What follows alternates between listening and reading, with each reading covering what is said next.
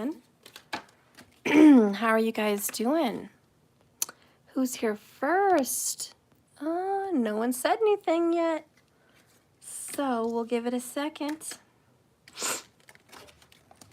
All right, so today is going to just be a twin flame or soulmate reading, kind of whatever just pops up for us. We'll just see which one, or maybe it just resonates for you in general, and we'll just see what happens. We've been having some pretty good readings lately. Sharon Chan. Hi, Sharon.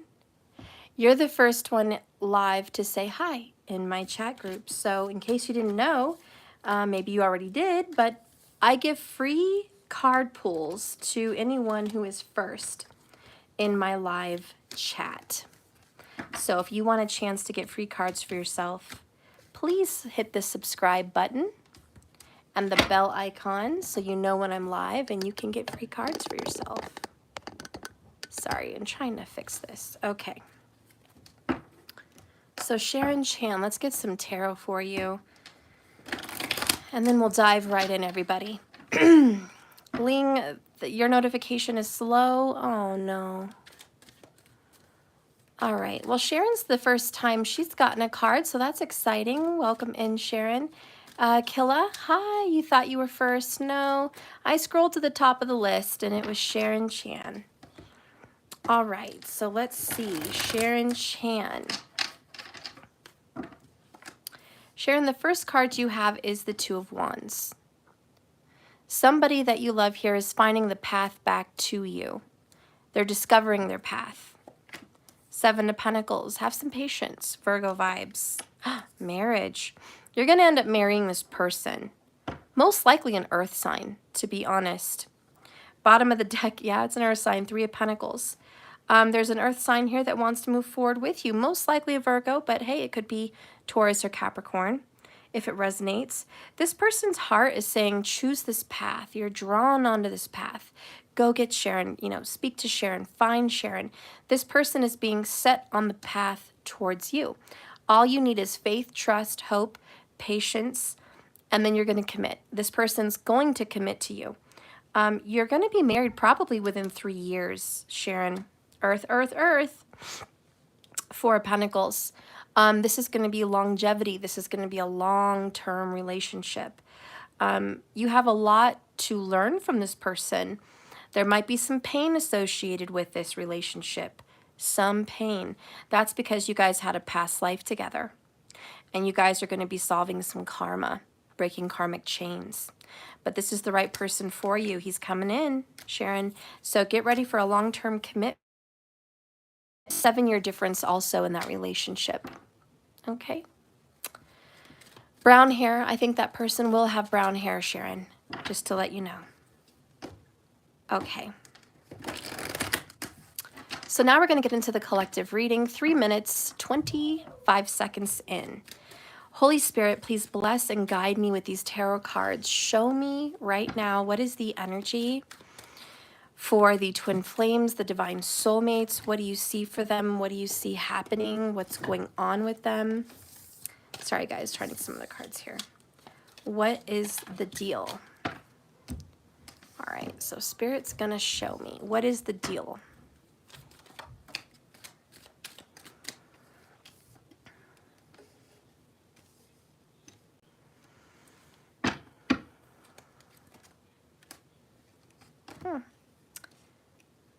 Okay.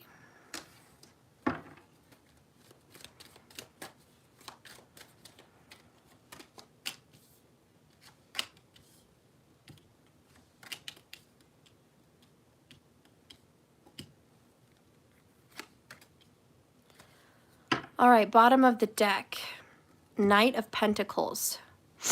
The slow and steady but honest and true knight, the loyal knight. This person that's coming towards you guys is going to have good morals. This person is dedicated. This person knows how to have a long-term relationship. This person is coming in with a real offer, taking all the actions necessary, for a long-term relationship.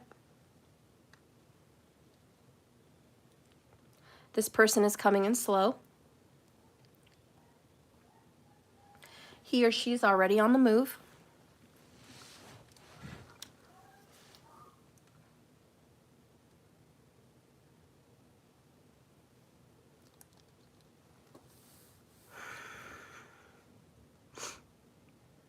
This person is really particular, a little OCD, kind of picky.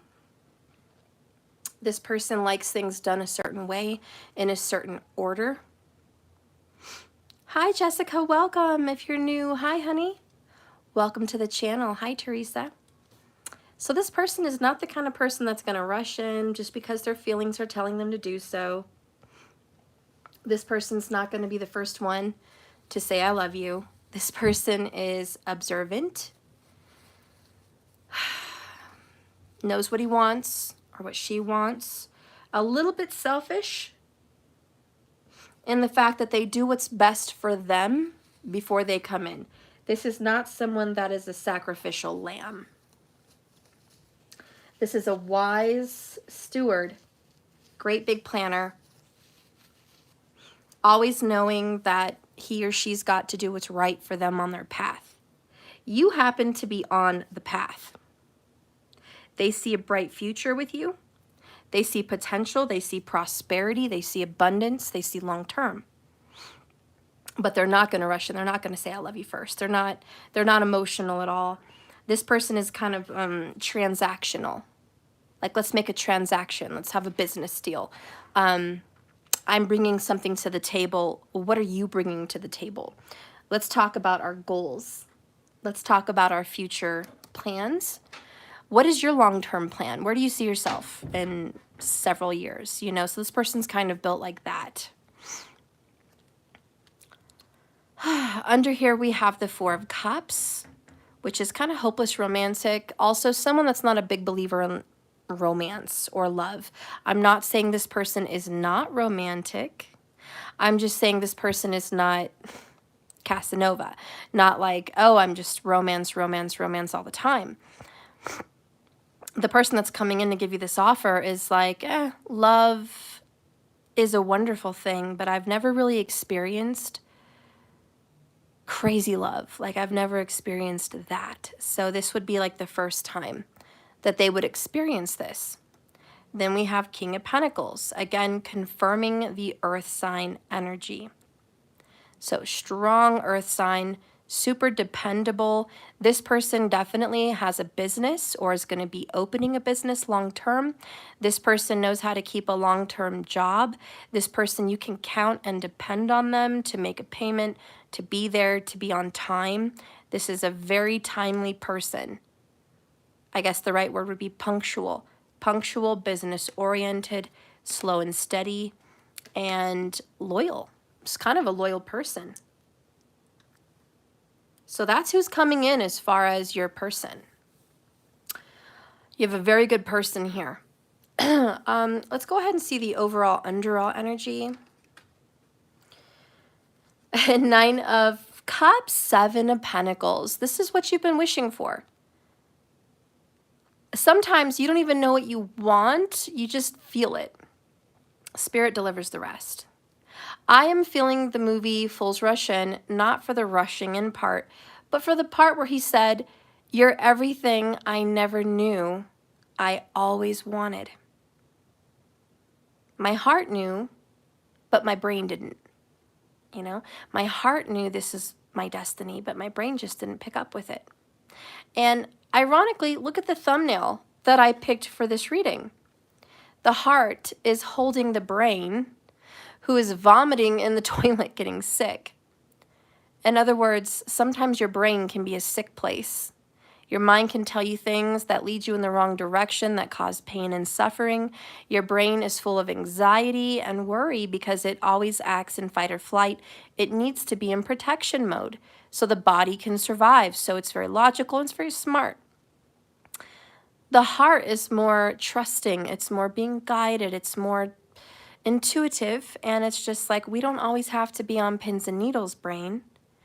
We can feel our way through a situation. We can trust ourselves in a situation.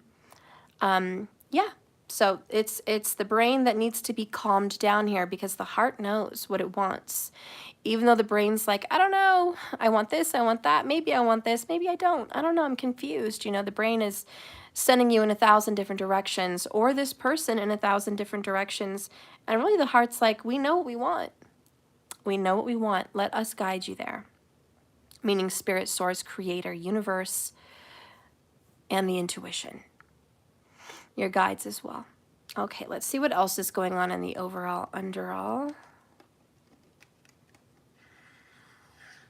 If I can pick up the card. Okay, let me get these nails off. The other one is Eight of Wands, Page of Cups. This is coming very quickly. I hope you're ready, because you guys only have about 8 weeks. There's an offer coming in. A romantic offer. A sweet, loving, affectionate, emotional communication. This person is coming to call you, to text you, to reach out in some way, but they're coming. You've got 8 weeks, maybe less than 8 weeks. Oops, person's on the way. The Eight of Wands represents fast-moving action. So this person is taking action to reach out, to be around you, to give you an offer. And personally, I think you're going to be very, very happy with the Nine of Cups. This person is going to make your whole day, if not your whole year. This person's really going to make you feel good. Something very, very wonderful is for sure on its way to you. Let's see this person that's coming in. Again, the earth sign. It's 100% an earth sign, like 100%, no doubt. Ace of Pentacles, a new beginning, solid. This is a solid seed. This is a solid opportunity. This is a solid gift. This is going to be in this world, in the 3D, made up into fruition. All your manifestations are going to be here solidified. So this is definitely not a fantasy. It's not 5D. It's not 9D. It's not visualization. It's not in your heart. It is actually happening in the 3D. So it's about to show up. Again, you've got less than 8 weeks. Next, Three of Swords. Woo! The person that's coming in is, it's not all cupcakes and rainbows. It's not. This is not a gift from heaven per se. It is an opportunity to heal what's been broken. An opportunity to make right what's been wronged. And it is someone coming in that wants to heal after a heartbreak, a broken heart, a third party, hurtful situation. This person is coming to make good on a promise, to make right the karma. Yeah, this person's coming in to heal, to deal with this. Ah, there, look at that, back to back, everybody.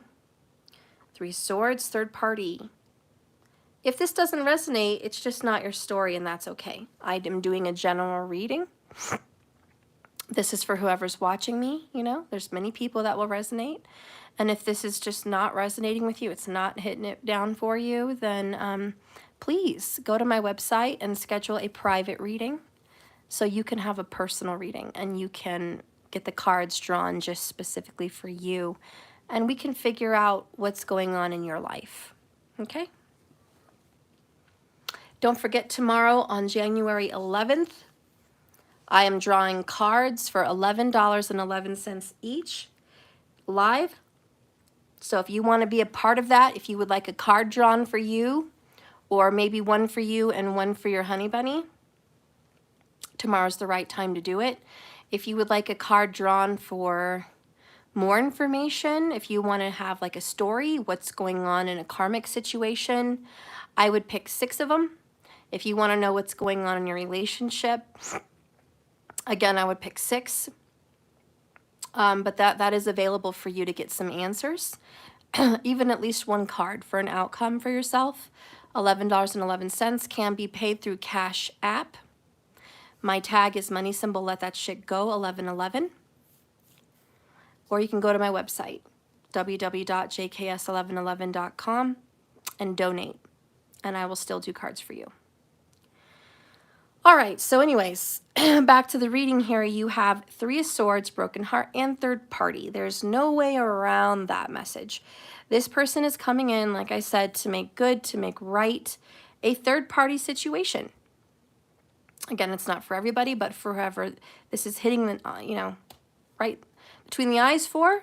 If you've been wronged, if you've been seeking some kind of justice with this, if you feel like you've been shafted in a third-party situation or put in one and you didn't really want to be, or you were needing healing from it, this character is on the way.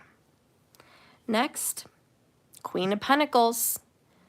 Definitely. Hey, Kayla, I see your donation there on Cash App. I will be looking forward to doing your reading tomorrow. Thank you, honey, Kayla. So again, Earth sign energy, Queen of Pentacles.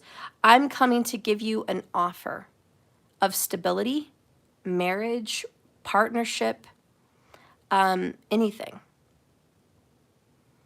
Oh, thank you, Kilowatt. So, is this just a joke? Is this person coming in to tease you?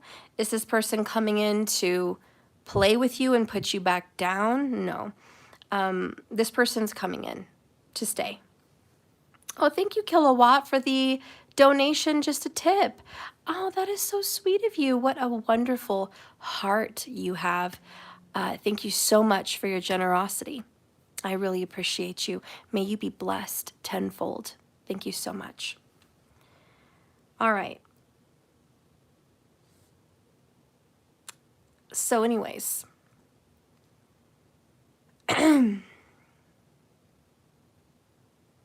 this person's coming in to commit.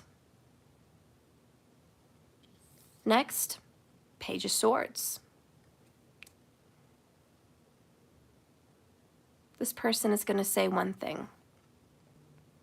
Can we talk and make some plans for the future about our relationship long term? Again, what are your plans? Do you have me in them? Is it possible that we can heal, fix, and mend this? I want to help take care of you. I want to be there for you. I want to support you. I don't want to leave. I definitely see myself creating a business, a life, and a home with you, and I definitely see marriage.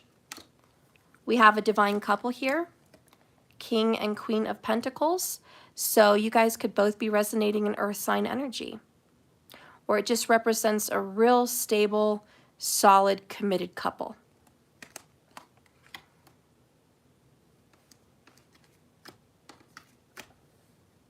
I think you've been very disappointed in the past by this person because this person has made you wait for long periods before.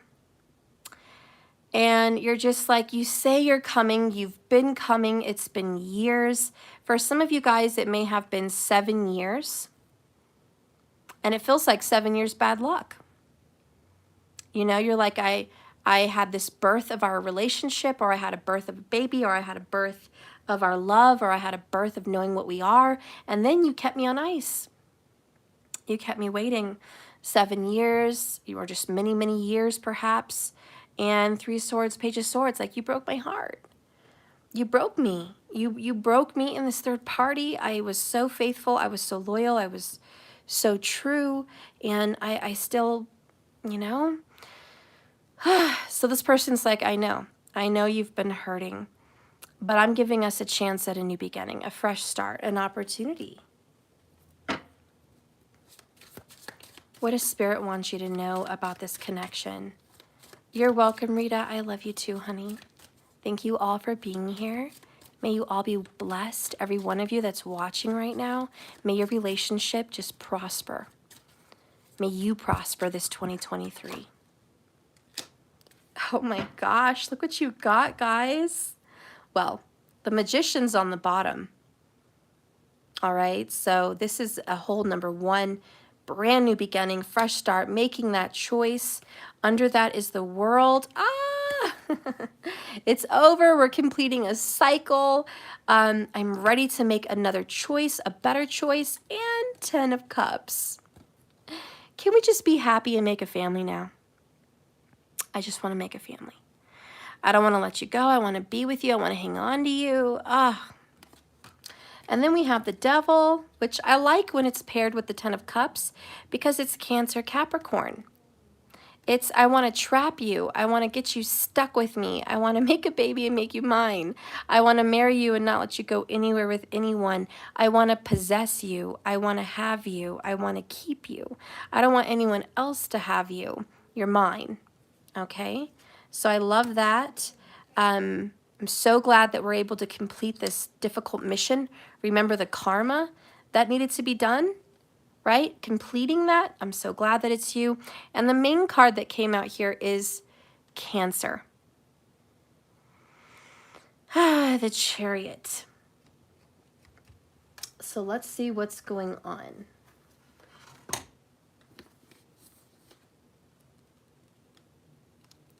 I didn't pull any cards on why someone left, but I do feel called to tell you why your person left. I am an intuitive and a psychic. The reason your person left is because he was called onto that path. You expected a lot from him. He wasn't ready. He wasn't anywhere near ready. I know that's disappointing, but he left because he wanted to go travel. He wanted to go figure out who he was, and he's not sure of that. You are also not sure.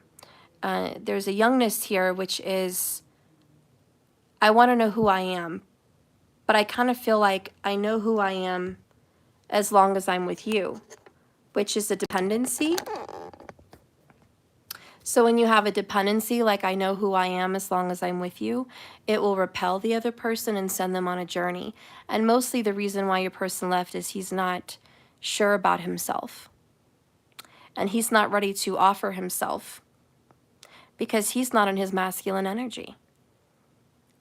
He's very much not. He needs complete awareness. He's very lost. So he left not just because of a third-party situation or hopeless energy for you, but because he needed to know who he was and how he's going to stand on his own in this world and be a leader and be a protector and be the person that can be strong and shield, which is his duty. And you need to be in an energy where you're comfortable in your femininity and you're confident and sexual and put together. And you need to step into the feminine because I get this, I'm sorry, you're rubbing me in a cold way, which feels very masculine. I just feel like you're too masculine. My message just now, everybody, was not a collective message. It was for a commenter, someone that said, why did he leave me? I was giving her a personal, direct, private, enclosed answer to her situation. So if it resonates for the viewer, that's fine, but I was not saying that for our reading. I was just answering someone's question there in the chat. Okay, so to that person, I didn't catch the name, but yeah, you need to step into that feminine. You're too demanding, you're too forward, you're too in the face, like a lion. So imagine facing a lion with a mane. That's the envisionment I'm getting for you. A lion in my face with all his fur and hair circling him like a crown and looking at me like I expect. And it feels forceful and it feels intimidating. And it makes me take a breath, like, you know, because you have to be strong to deal with a lion. You have to be confident in who you are and strong and powerful. And I feel like your energy was intimidating and demanding in some way. And you just step back into the feminine and just be peaceful, playful, affectionate, intimate, sexual, carefree, needing protection. When you need protection, they will show up with it. When you need to be led, your person will show up as a leader. And this is a message to you, for the feminine, whoever you were. But if the feminine is the leader, if the feminine is the protector, if the feminine is, I'm in no need, I'm in control, I'm this, I'm that, it's direct, and that is not going to attract the masculine. It's very clear to all of us, masculine and feminines. If we are to attract our perfect mate, we must be the perfect mate. And it's also just scientific. We need to be the receiver so they can be the giver.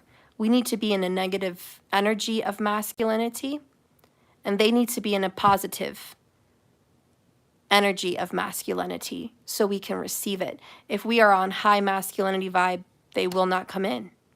And so we are the perfect repellent. And the same for the masculine. If your divine feminine is in perfect femininity, and she is, or he, encompassing this femininity, perfectly in her nurturing, caregiving, loving, peaceful, attractive vibe, and you're in a feminine vibe where you're needy, clingy, and you're not able to stand and protect, stand and serve, stand and provide, stand and be in your masculine scent, you will repel your feminine partner. She will not come. She will not be attracted to you, and she or he will not want to engage with you.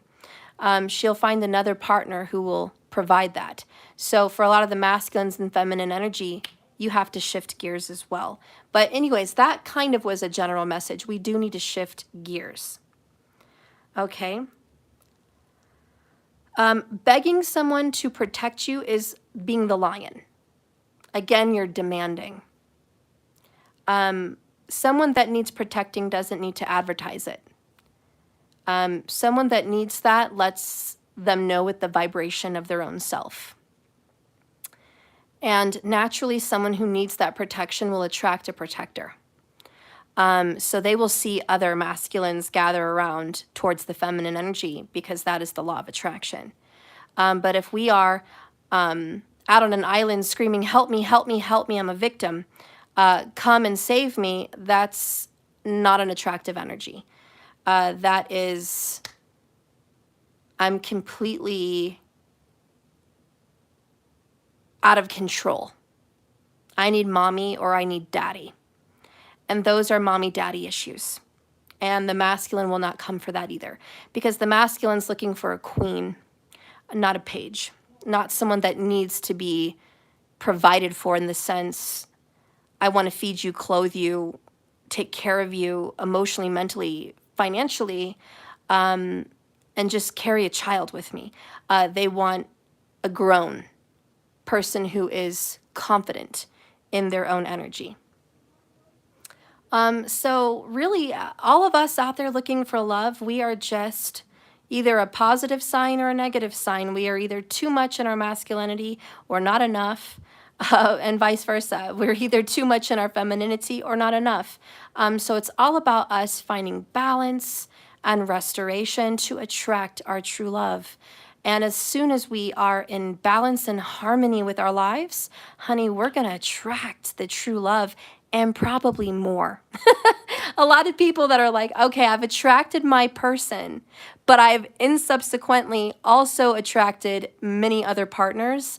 Now it's hard for me to choose. And then you're stuck. You're like, oh God, 7 of Cups. I'm so glad I called my partner in, but now maybe I have a choice. And that's going to be a whole nother story, a whole nother tough part of your journey is making that choice.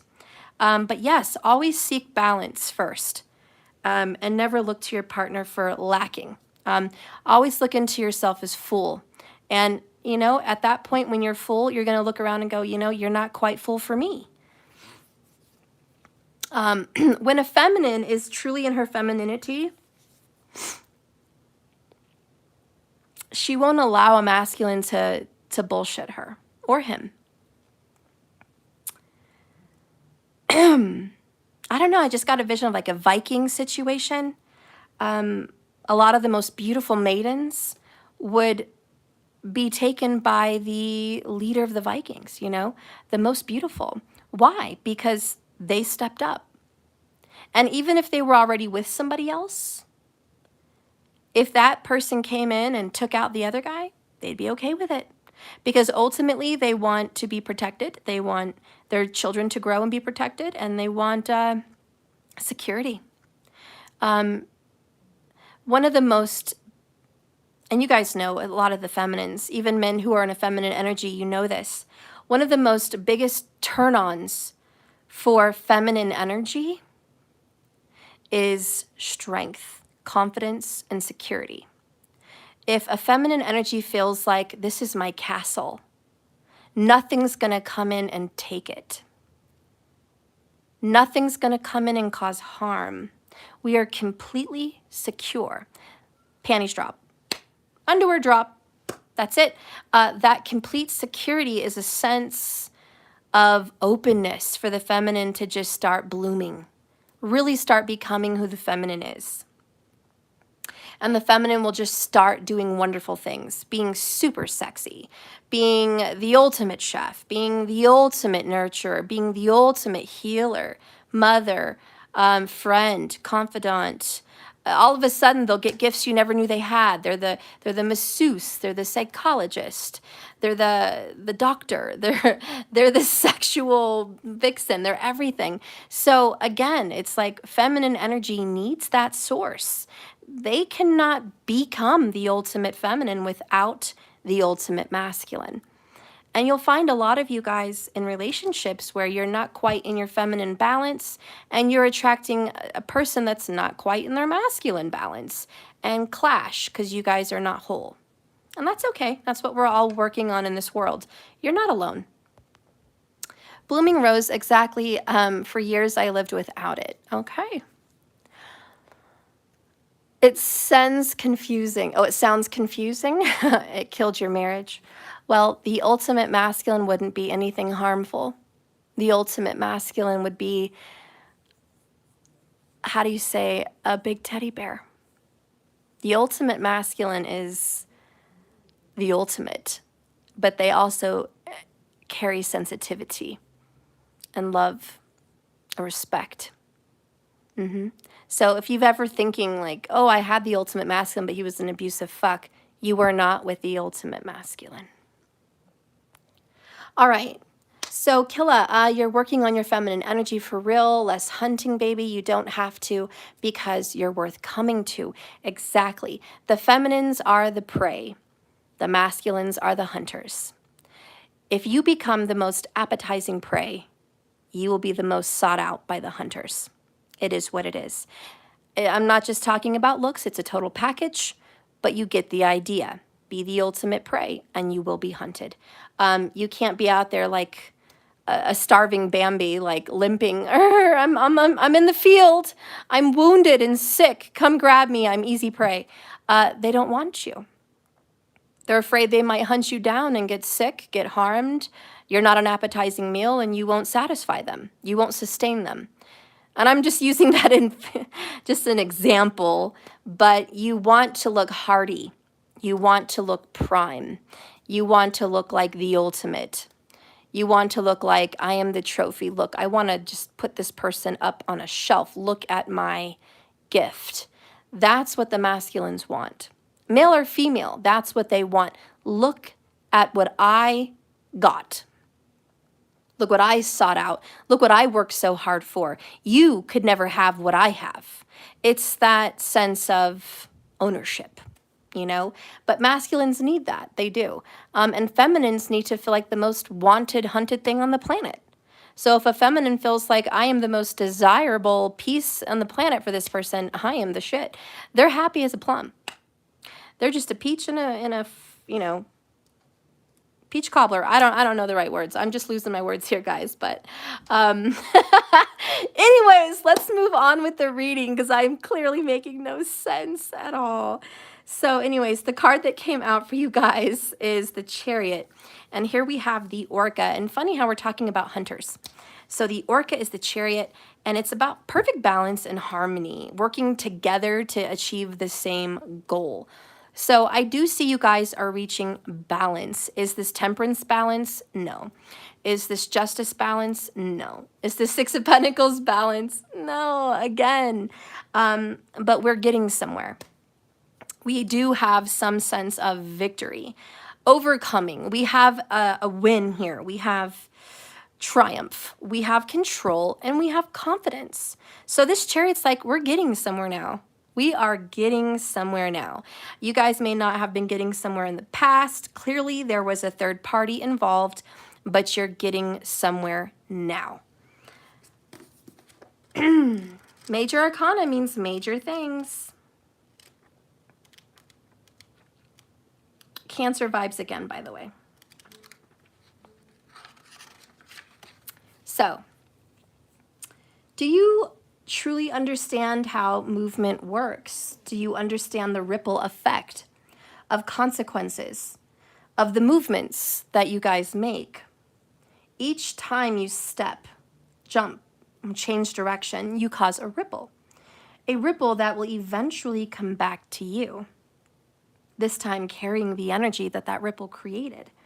This means that you're finally getting results for a ripple, for a seed, for an affirmation, for a belief. This is the results. The question is, are you going to keep that focus? A lot of you guys do good work, and you do good work for a long period of time. And then the result comes in, but it leaves, and you wonder, why wasn't that result lasting? Because your focus did not last. You had a certain amount of focus, and once you achieved it, there was no more focus. You felt you've succeeded in life, and the ball dropped. And so they came around, but they left again. This is a sign for you that you have to remain focused. Imagine if the killer whales got a few seals, and they're like, oh, I'm so happy, I never have to hunt again. Well, they're going to get hungry. And they're going to have to hunt again. But see, they don't want to do the work. You're going to have to keep hunting. You're going to have to keep up the work. You guys know what I'm talking about. But the Chariot is like, this is not easy. It's consistency. It's determination. You're not just going to get a win and you get to sleep and rest on it. You're going to get a win and you're going to keep winning. But you have to keep being focused. You have to keep, doing your thing, working out, eating right, being spiritual, saying your affirmations. No matter if you get your person back in your life or not, you can't stop saying, I am happy, I am loved, I am prosperous, we are in love and we are fruitful. You have to keep saying those affirmations. You don't get them and stop. A lot of people get in relationships and quit their spiritual journey because either they're not making time anymore because they're making time for the relationship, or B, they don't feel comfortable doing it in front of their partner and their partner's always around. So a lot of times once they have victory with the relationship, it drops off. And so this is a sign, keep doing the work even if they come around. Be focused, control your movements, if I can talk, control your movements so you can have controlled ripples. Fear-driven movements create haphazard, fear-driven ripples. What energy is coming back to you? Wow. So a lot of you guys looks like you're getting some good ripples. You guys put in the time and energy. That's wonderful. There's a game I want someone to play. Oh, okay. Well, honey, I can't do it while I'm working. Okay. I love you. No one can do it. Your brother wants a break, and Sissy's gone, and it's just Mama. So you're going to have to wait till I'm done, okay? I know. I know it. It's boring without a playmate. I'm sorry. Let me put my charger in here, guys.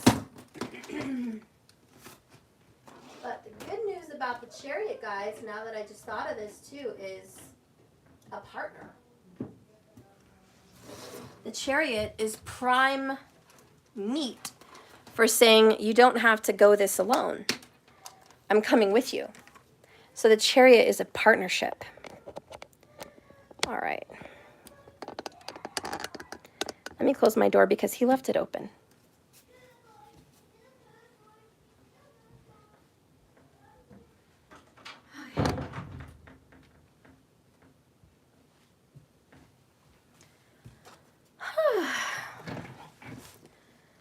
Hey there, Earth Angel. Oh, my back. Okay. So anyways, let's keep reading this.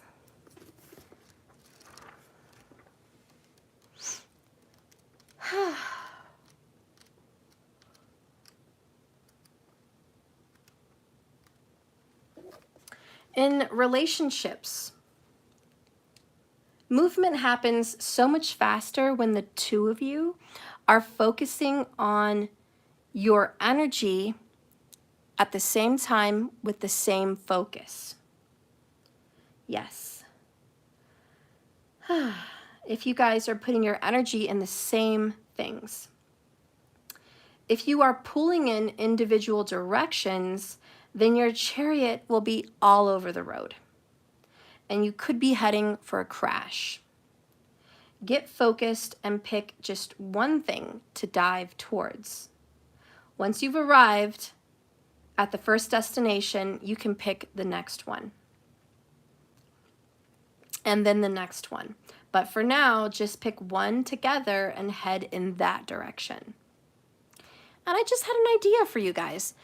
If your person, let's just say you're trying to pursue someone, and they're really into building a business right now. They're really focused on money or organization. It might be a good idea for you to focus on the same thing in your own life, thus mirroring them kind of on purpose. Where usually you're like, okay, you're worried about money, you're worried about work and schedule and all that. Well, I'm worried about your heart. I'm worried about your love. I'm worried about your spiritual walk and your emotions.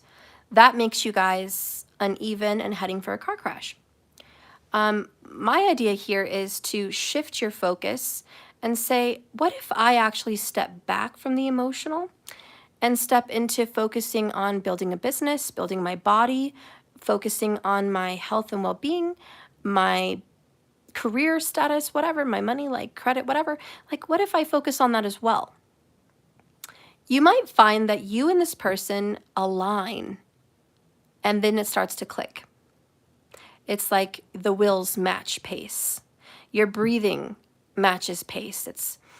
You're breathing at the same rhythm at the same time. And now you guys can start to notice one another and like, hey, I'm going further ahead because you're going further ahead. We're aligned and you're going to head in the same direction and meet each other there. So it's kind of good to like choose that, I guess I'm feeling. But it's also good once you get aligned and you're kind of in locked with one another, in each other's gaze, then you can choose a different direction and see if they can meet you. I would recommend that as soon as you guys start talking, texting, communicating. Yeah, markers, right? Get aligned.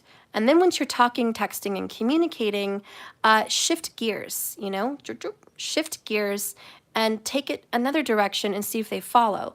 Because most likely if you're in tune and you're aligned with one another and your hearts are met, they'll follow you.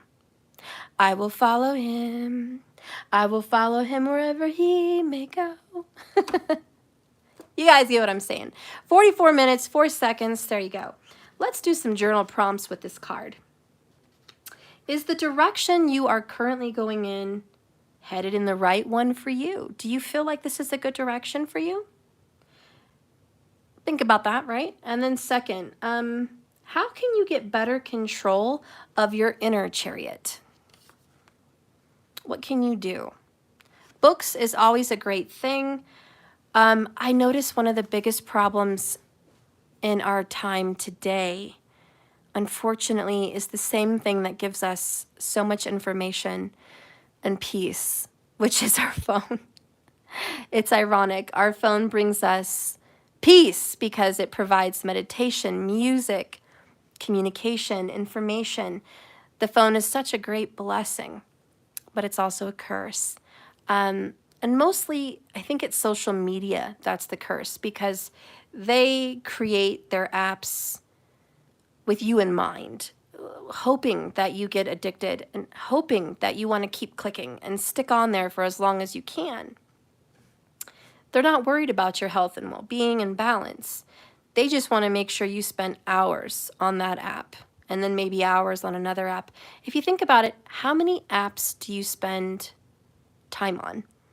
And maybe kind of just observe that for a week and calculate how many hours you do spend on apps. Maybe it's just a game app, maybe it's Sugar Rush, maybe it's puzzles, maybe it's therapeutic, maybe it's a money helping app. That's great.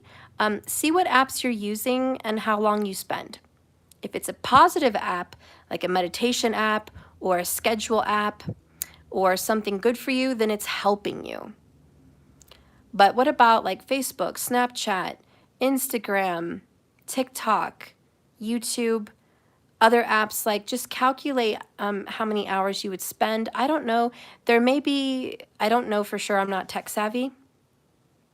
But is there like an app in your phone that tracks how many hours you spend on your phone or like on apps? If there is, that's great. If not, just write it down, calculate it, and then make some cuts. Page of Swords. It's time to start making some cuts.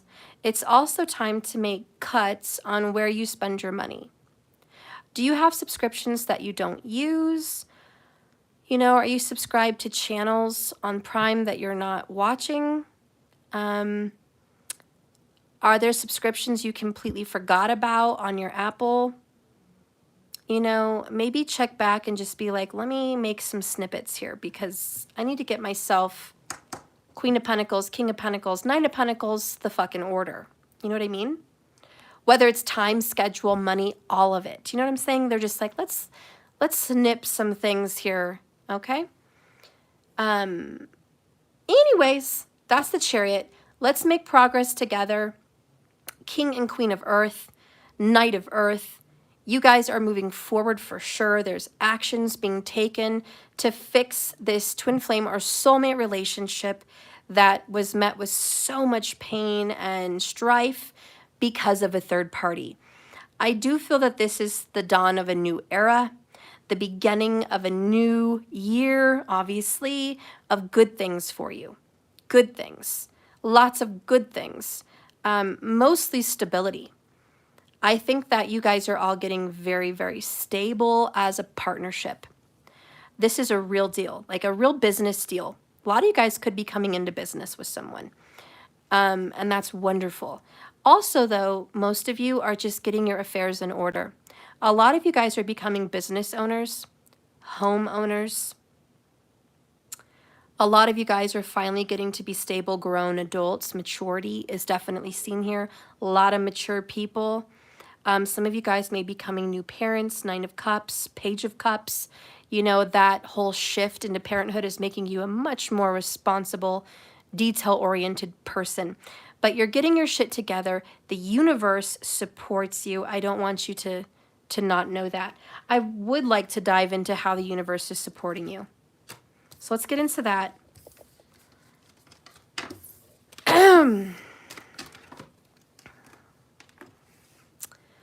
All right, you guys are being blessed, and you deserve to know how the universe is supporting your union and this partnership.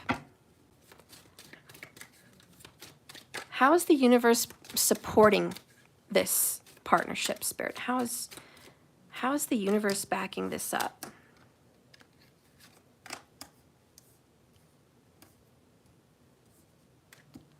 Okay, bottom of the deck. Bottom of the deck is home matters.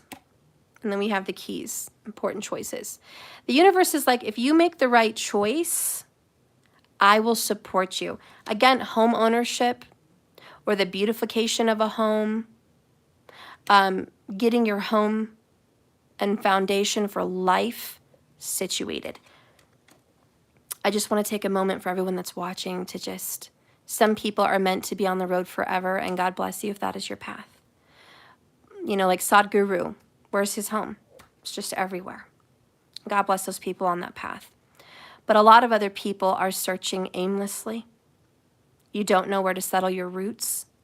I've seen a lot of YouTubers and TikTokers, young, 20, 22, 25, traveling the world with the backpack or a tiny home or just VRBO to VRBO, backpacking it, just figuring out where they want to be, which is fun. But the immense amount of insecurity they have is just intense. And the lack of feeling safe and having stability is intense. And so those people don't ever feel grounded. They don't ever feel like they know who they are. They're just chameleons, you know, absorbing whatever environment they're in. It's like they're anchors. They need to go be anchored to someone who's grounded. And then they make that person feel ungrounded and just extremely unsafe. So anyways, there's a lot of people that feel that way, maybe metaphorically or maybe just literally, but Spirit says, I want you to have a home. I want you to have a home that you can always call home, that you can always run to, you can always count on. You can have a place to hang your hat, to lay your pillow, to rest, to be safe, to be warm, to be fed, and to be whole. I want to ensure that you have a healthy foundation, and that is in Home Matters. Home Matters has everything to do with your financial state. What is your financial state? Are you in severe debt? Are you debt-free? Is your credit secure, or is it not? Are your children safe and secure and a good foundation, or are they scared of where they're going to be next week? Are you scared on where you're going to be next week? Do you go to bed at night worrying who could break in, who could be at the front door? Those are all home matters. Also, how much are you eating? What are you eating? Is your home a representation of who you are on the inside? It is true. Whatever your home looks like is what's going on the inside. A home is your most intimate reflection of you. It is you on the inside, just expressed. The color choices, the fabrics, the type of furniture. Look around. Your value. Now, this is psychologically proven, but it's also just fun to think about. What about people that thrift all the time? They don't have a care for materialism. That means their value is not in stuff, but on the inside. Those people tend to be travelers or philosophers. They like to just think, be in books. They're into history. You know, they're really not in the now. They're in some other place. A lot of thrifty people like that tend to be Pisces. They tend to be, let's see, who else? Pisces. Oh, Aquarius for sure. Even Leos tend to be that way. Not as much, though, because they're protective of their stuff. But they'd like to just be carefree. But those are the signs I can think of. The signs that really... Sagittarius is another thrifter. So the Sagittarians, they're very much like that. It's just materialism is not a big deal. It's about release. It's about what's on the inside. But the people that really care about home matters, like big time, like home is very important. Number 1 on the list, Cancer. Cancerian. They care about all matters of home and house. They like the nice, comfortable bed, the nice, comfortable couch. Cancerians love everything comfortable. Go big or go home. Cancerians don't seek home matters as far as trendiness and beauty as much as they look for large and comfortable. Cancerians love clutter. They love eclectic things. They love big, soft beds, lots of pillows. They love big, extra-sized sofas, lots of throw blankets and pillows. Large sectionals. They love everyone to cuddle and get close and intimate in space. Cancerians are sectional people. You know, Cancerians love big family tables with comfortable seats, benches, cushions. They love it all intimate. They're big on a fireplace. You name it. Cancers love all of that. Good food, a fridge stocked. They're the ones that have the welcome home mats and the wreaths on the door and, you know, come on in and they've got the candles lit. Boy, are they protective of their space, you know, and they love decorating. So yes, Cancerian rings true on number 1 for the one sign that is super secure in home matters. That's really important to them. Another one is Taurus. Now they're coming in second place. They work hard. They want to come home to a safe, secure place. They care about what kind of food is on the table. They want to know that the food is good. They're big on security. They're more location versus comfort. Taurus wants to be in a prime location, whatever Taurus believes is prime location. And they love beautiful things. So you will see the fancy entryway table with the Taurus. You will see fancy decorative living places where they have, you know, more chandeliers or glass, pretty candles, mirrored tables, more of a modern look, or like trendy, modern or trendy. Taurians, can't talk today, hello, love that. They love nice cars. So the car is an extension of the home for a Taurus. And so you'll find that they're extremely attached to their vehicle as well as their home. Very protective and particular, of course, on all of that. Comfort is important, but not number 1 on the list. More, I want to be trendy. I work hard. This is what I've earned. Look at what I have. And so they love status. They love security. They're a little bit egotistical on that. You know, then you go into Geminis are kind of carefree, eclectic, no big deal. They could go either way. They love a lot of color in their home. Geminis are busybodies. They like to do a lot of things at home. So they have parties, dinner parties, invitations. They love to decorate for every event, every season. Geminis are big decorators. So Valentine's Day, they're decorating. You know, St. Patrick's Day, they're decorating. Christmas, oh yeah, you know, Thanksgiving, they're decorating. You know, Geminis are like, what event are we going to plan for? Who's going to see the home? You know, so Geminis are about taking TikTok status. They do cleaning videos. Watch me clean my house. Watch me organize my house. They want to do like the, you know, watching fixer-uppers. They want a project. So a lot of Geminis love to do projects and keep busy at home, you know? So that's how they do. We already talked about Cancers. Leos, well, the bedroom is very important for a Leo. They spend most of their time there. That's their luxury. They love a nice, comfortable bed. That's prime. Leos are like, I need my throne to be well, you know? So they have the nice sheets, the Egyptian cotton. They want red sheets possibly. Or, Leos love the bed frames that are big. So the 4-post beds, the big chunky wooden ones, or the really big beds with like, you know, like the huge tufted headboard and like 20 pillows, you know, and this throw blanket and that one. And, you know, they want all that shit. They want candles on the nightstands. They need to match. Like, Leos are like, this is my throne. So Leos at home, they make it their throne. So, you know, they love that. They love tables with the armchairs at the end because they want to sit in the armchair. They're very traditional.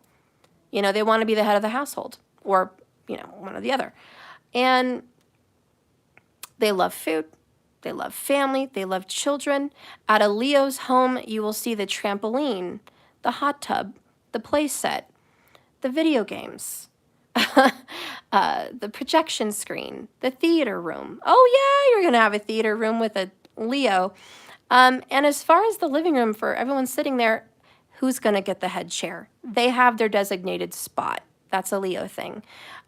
This is my spot. This is where I am designated. Everyone else can sit wherever, but I usually get the better spot in the house, says Leo.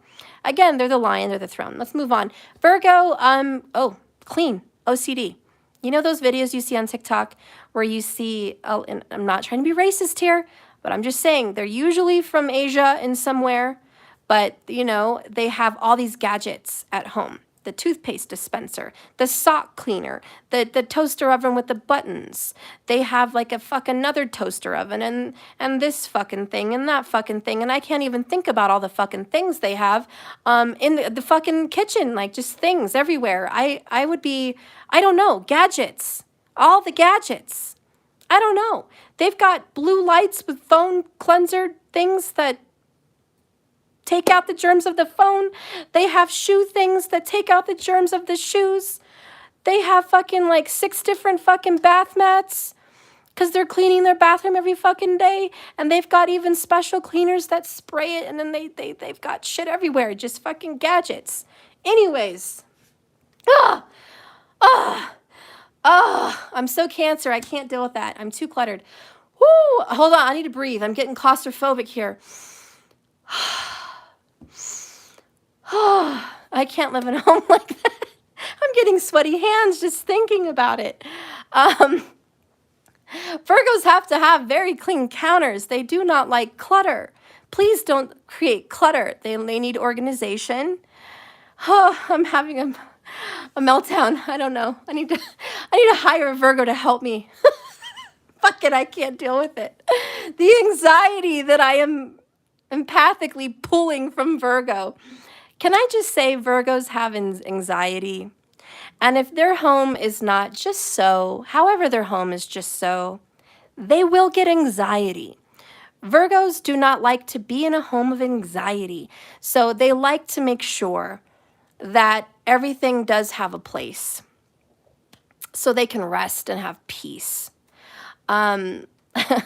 Go-go gadget. Yes, we're going to call Virgos the go-go gadgets. They are hip and trendy on all the gadgets. You name it, in the kitchen, Virgos are a beast. Virgos love to cook their little Virgo hearts out. They love to cook, but they cook specific ways. And whenever you cook with a Virgo, they're going to be like, excuse me, that's not how you do it. This is how you do it. This is how you do it the proper way. I don't know how your mom taught you, but that's very unhealthy for the heart. We're not cooking meat that way, and we're lucky we're eating meat. So let's move on to this proper way of how to create this meal. I don't care about tradition. Fuck that. Virgos are the ones that make cuts, all right? They cut all that shit out. They're healthy. Usually, they try to focus on health. Anyways, Virgos are particular, so good luck living with a Virgo. Everything's got to be in order. The cans better be facing you so you can read the can. God forbid they're facing the other way. And God forbid that you have your spoons and forks in the wrong position in the fucking drawer, because that's a shit show. And your Virgo will be very upset because you know better. The spoons go on the left, fucker. Look how they go in order. Look at the shortest to the tallest. What the fuck? It's common sense, bro. That's Virgo business. Y'all know. Y'all know. Anyways, they love candles, scents, incense, things of that nature, crystals, cleanliness.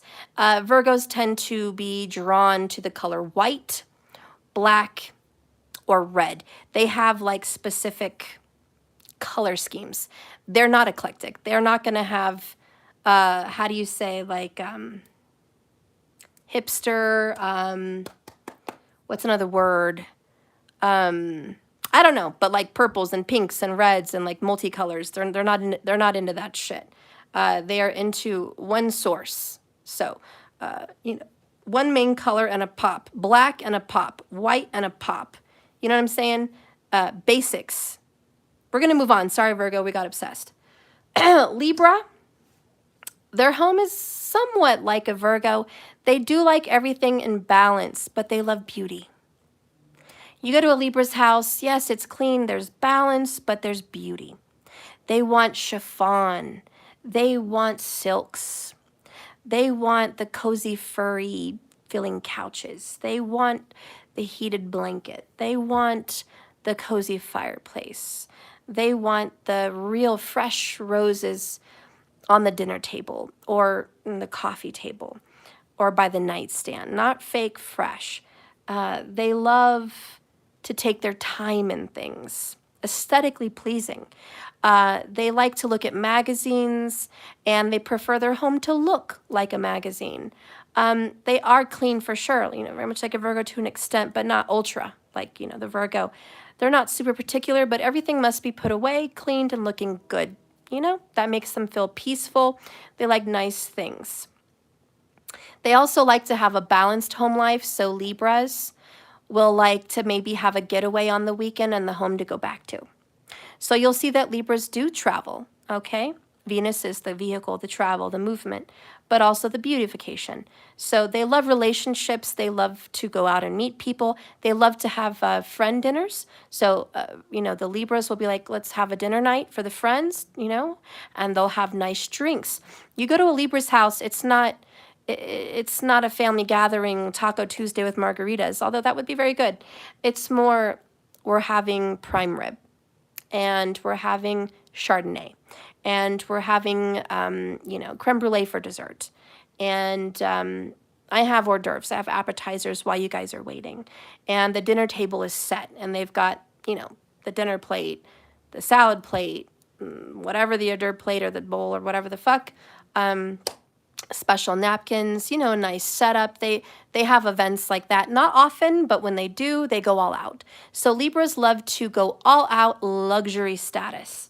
And again, the car, for them especially, very much big. They need to make sure they have a nice, luxurious vehicle. Most Libras will have leather interior. That's just a Libra thing. If they cannot afford a leather interior, they would love to try to make it look as nice as possible. Yeah, Libras need to have the luxury vehicles, all automatic. You know, they love to have a sunroof. They need to have the bells and whistles. They would really love that. Again, if they can afford it. But that's what they desire. That's what they strive to. Luxury. We're talking Acura, Lexus, you know, I don't know, Land Rovers? Yes, I can't think. Mercedes, Cadillac, that shit. When a Libra picks out the furniture for the home, they're not going to go to Big Lots. Unless their budget says they have to go to Big Lots, because some Libras can only afford Big Lots. But most Libras will go to a furniture store and they would like to choose leather. Again, leather is just something that Libras are drawn to, but they want the leather recliner, you know, Italian leather. That's what they go for. Or some kind of soft material, you know, at home. That's just what they fucking want. They want to sit in luxury. If they're going to spend time there, it better be comfortable. If you go to the movies with a Libra, you better get D-box or at least luxury seats. You're not going to go get average seats with a Libra. You can't take a Libra out and do average seats. You can't take a Libra out and go to Red Robin. You need to take Libra out and go to a steakhouse or a fancy Mexican restaurant or somewhere with style, taste. They want to dress to go out. They don't just want to go out in their sweats and a hoodie. They want to wear nice shoes. And you'll notice a lot of Libras, again, leather. They love leather shoes. So, especially for men, you'll see them in dressy leather shoes or boots that are work boots that are leather shoes. They need leather. What the fuck? What the fuck is it with Libras and leather? Anyways, we're going to move on, okay? Y'all know. Scorpio home matters. This is why we're like sitting on this fucking topic. Sorry. We're going there. Scorpios love media rooms. They love to have a basement that is fun. So Scorpios love to be beneath. Think of a scorpion underground in the cave. Their homes tend to resemble somewhat of a cave. Scorpios are very cave-like. They tend to draw the blinds, close the windows. By the way, the ones who like sun, Taurus, Cancer, Gemini, Leo, they love the sunshine coming in. Virgo too. Scorpios like the sunshine coming in. They definitely, like, I have neighbors like that. What the fuck? They're just, I don't ever know what's going on in their house because they're so private. And they fucking, all the fucking blinds are drawn. I'm like, do you have plants, fucker? Do you own plants? How are they getting any sun? I don't know. I'm assuming you don't own any plants because Jesus, the blinds are always drawn. Always. Are you guys getting enough vitamin C, enough vitamin D because you're hiding out in your cave? Is this the Colons? Is this fucking Twilight? Because I'm in Twilight Zone. Anyways, Scorpios draw the blinds, the curtains. They keep it fucking dark in the house. I don't know why. Even if the sun comes in on the outside, great, but it's still blinds drawn. They don't like people in their business. They're private. They're recluse. When you go into their home, the main level is usually just, I would say, pretty empty. Okay, you might have a place for shoes, for jackets. They might have a little sitting area and a table, you know, for somewhat eating and stuff, but generally they go to their cave. So Scorpios have a specific den or basement in which they have coffee tables to eat on, or, you know, they want to spend some time in front of a very large television. So a lot of Scorpios will have a 70-inch, 65-inch, whatever. They want to feel like they're in a theater. They want to have, you know, the theater seats or a big sectional, you know. They just like that shit. So they go to their cave, you know, whatever their hobby is. Maybe they have a pool table. Maybe they have a puzzle table. You know, maybe they have a den where they do all their hunting and they keep, you know, whatever the fuck all over the wall. Maybe they go fishing and they have trophies. Wherever they have a hobby or a collectibles, Scorpios do have collectibles, they're going to have it in this specific den. Art, you name it, whatever, they have their den. Think of them as little bears, little wolves. They have their den. That's Scorpios. They're fucking creatures of the night. They love the night. Scorpios come to life in the night. So when they invite people over, it is usually dark. They will have lights in the backyard, you know, those little white lights and stuff. They'll have a fireplace or a fire pit. You know, and this is where they want to have a small gathering. Scorpios don't like to have a large gathering, like a Libra, you know. They don't want a large gathering. Libras love to host a big party. Not Scorpios. We're talking another couple, maybe 2 people, you know. Maybe 3 or 4 if it's family, but small gathering, intimate gathering. What are you going to be eating at a Scorpio's house? Decadent foods, rich foods, rich. And I don't mean like money-wise. I mean steak, mashed potatoes, baked potatoes, thick, heavy, home foods, you know, hearty, robust wines, just beers even, just very hearty, very thick, heavy. I don't know how to say it. But that's what they do. And Scorpios tend to have a freezer. Not for dead bodies, Scorpio, but a freezer in the garage or the basement with some of their favorite things, you know, decadent things, rich, heavy things, meat, whatever. But Scorpios love to have that. They also, now spiritual side of Scorpio's home would be, again, the den, but Scorpios love to have a spiritual place. So they'll have an altar, the yoga mat, the chair, the library, again, the den feeling, but they can go spiritual. Scorpios can definitely have a spiritual den. That's just where they do their work, their business, their meditation, their tantric, their Kriya yoga, whatever they need to go do. But Scorpios, again, retreat to their den. So anyway, Scorpios, they tend to have a messy bed. It's a Scorpio thing. Their bed is not like fancy schmancy. It's a bed. It's got sheets and the blankets and the pillows. It's basic. You're lucky if they make up their bed. They're not super particular on it. They don't want you to ever see their fucking bed. Whoever gets in their little den of sleep, you better be much like them because they just don't let anybody in their room. And if you do go to their house, their room is locked. Like, you're not going to go see a house tour. Scorpio's not like, hey, come tour my house. They're like, you can see what I want you to see. You know, if I feel close enough with you, I'll let you see the other areas. Anyways, moving on. Sagittarius. The way you keep your home, spiritual. You have statues, whether it's statues of Christ, crosses, whether it's statues of Buddha, Krishna, whoever. Shit. Someone's here to pick up something. We're going to have a part 2, guys. I know. Or just wait. But I don't know how long this is going to take. Hang on, guys.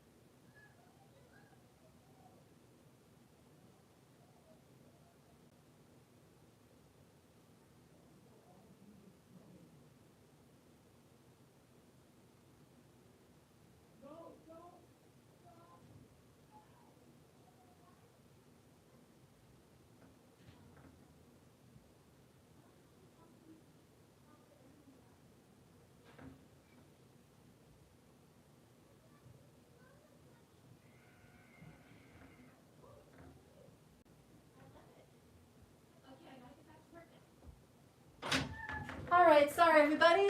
It took a little longer than I wanted. Little intermission in there. Drama happened, everybody. My washer and dryer broke the other day. It was shaking like crazy. And anyways, I was selling it to somebody that does appliance repair. So didn't realize it was after 7, and they showed up and I had to go answer the door and give that to them. So they had to help them open the door and move it, and they had a dolly. But anyways, I'm back. Let me catch my breath. Let me catch my breath here. Sorry for the interruption. Thank you for waiting. Where was I at? Sagittarius. Okay. So they're going to be very spiritual. Statues, anything to do with crosses if they grew up Christian or Catholic.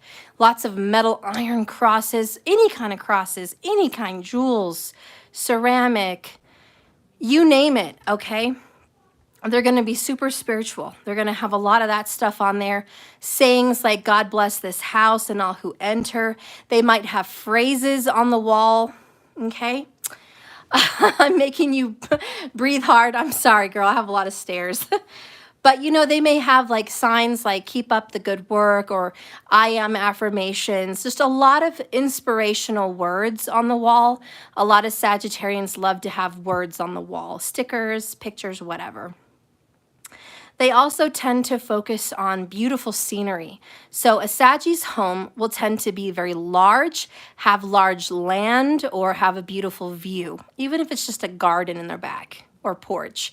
But Sagis love to have that, you know, scenic, you know, trees in the background, a large home. Jupiter, again, rules Sag. So generally, Sagittarians love to have a large home. And they're going to want lots of space, few thousand square feet, maybe an acre, a few thousand acres, doesn't matter. But Sag needs to spread their wings and have peace. They don't like nosy neighbors. As much as they are loving good people, they don't like nosy neighbors. They generally tend to have high fences if they're around people. A high fence, you know, they don't like people peering in. You know, they also tend to have a Zen garden of some sort, be it koi fish, goldfish in the house, bamboo, or lots of plants. Sagis like to have an area for meditation, even if it's just subconscious. They love to have a peaceful place that's serene. They tend to go for brighter colors.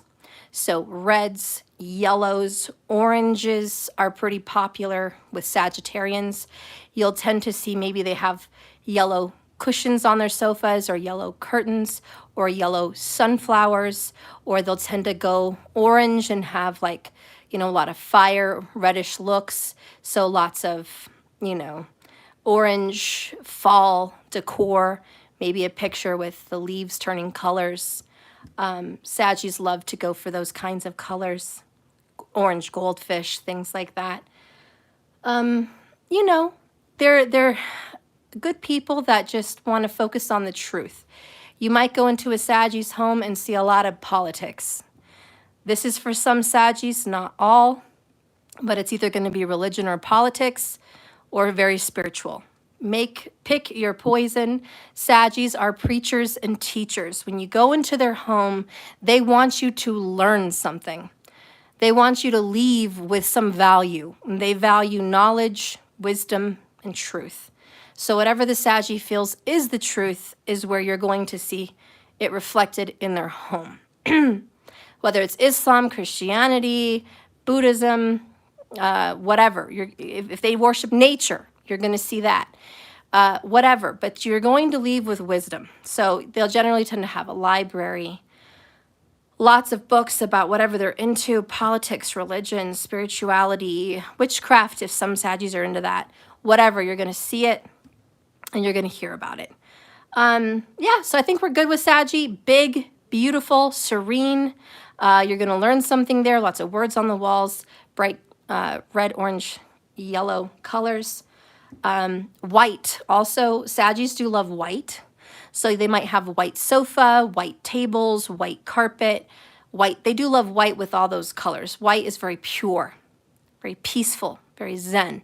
So Saggies do love that. And they love nature. So you're going to see green grass, green plants, green something. Okay? We're going to move on, though. Capricorn, you're kind of home. Very sensual, much like a Libra. Capricorns love the finer things.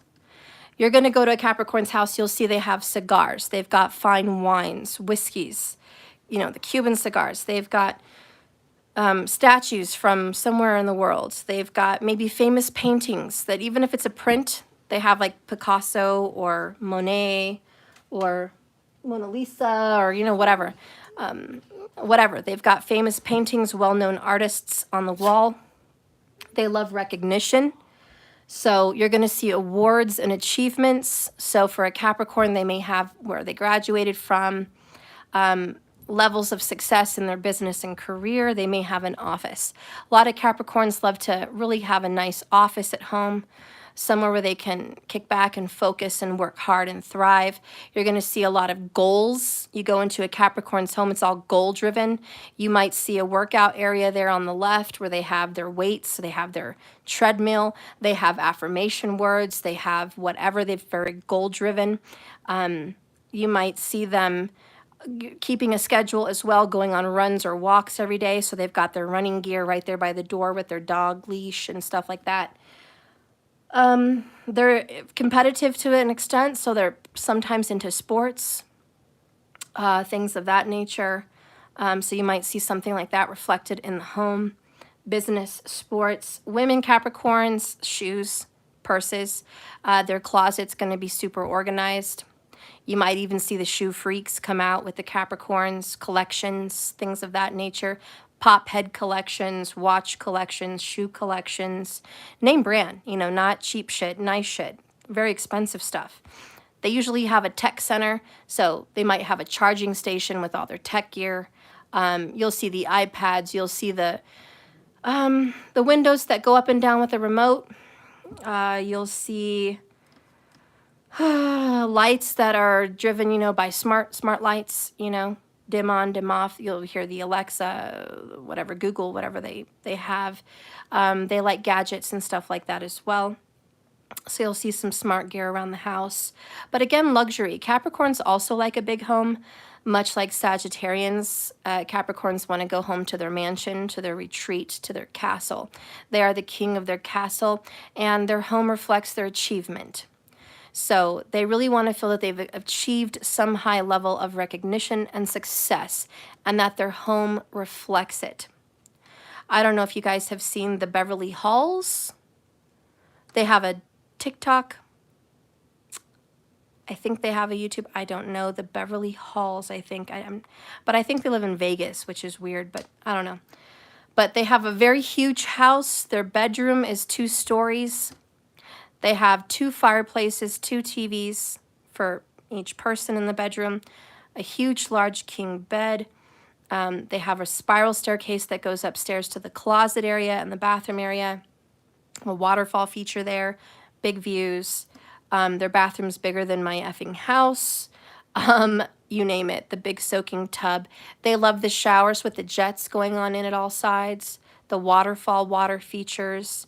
Luxury status, again, that reflects.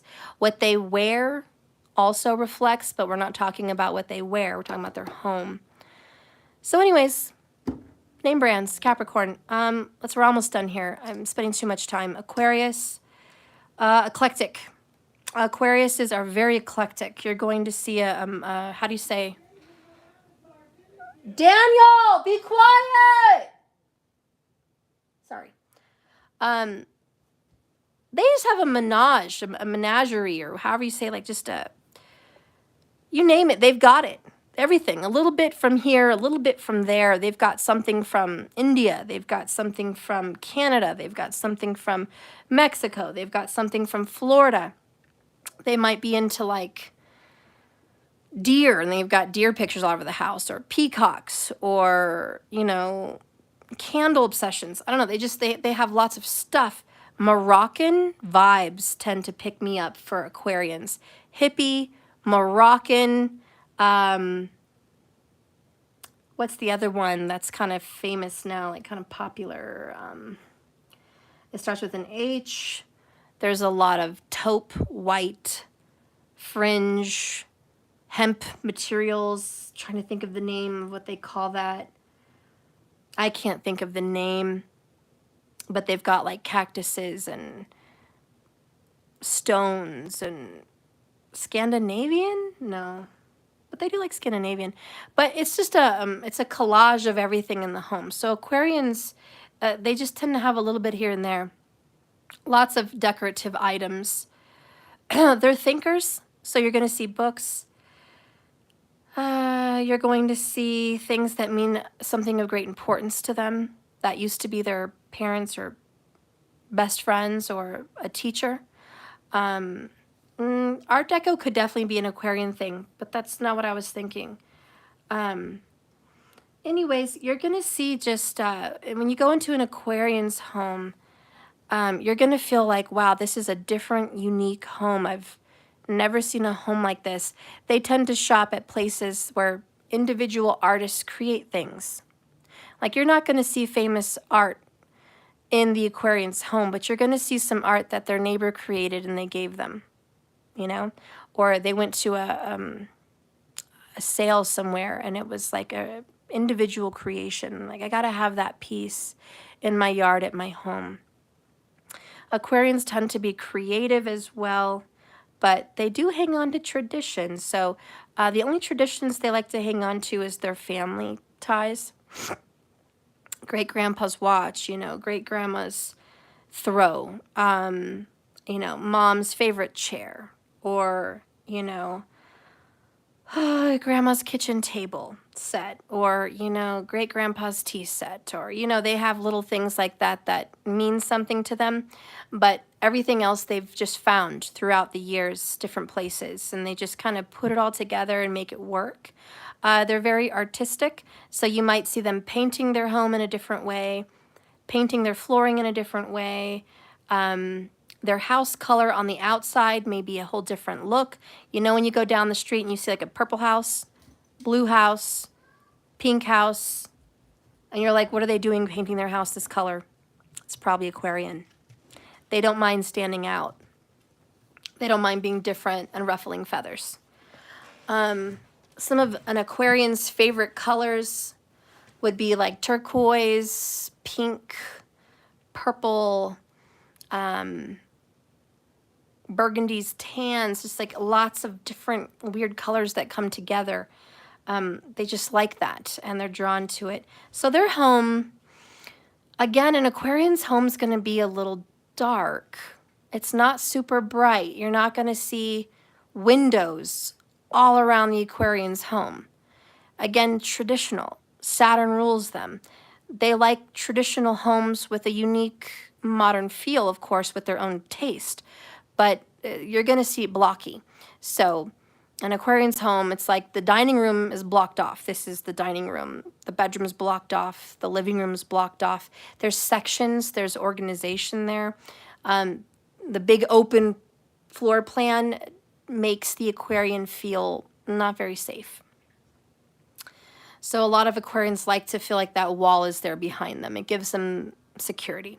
And they'll decorate that room. And they love walls in a lot of places because they like to hang things on walls. You know, they have a lot of collection. They have a lot of pictures, too, of family and things. So they need walls. They can't imagine a home with hardly any walls. That would drive them crazy. Where would they put all their stuff? Where would they put all their collectibles? So, you know, an Aquarian, you may also find they have a cluttered attic or garage. Why am I taking so long talking about home matters? Do you guys want to know why I'm taking this long? Fucking Cancer and tropical. Here I am obsessed talking about houses and homes.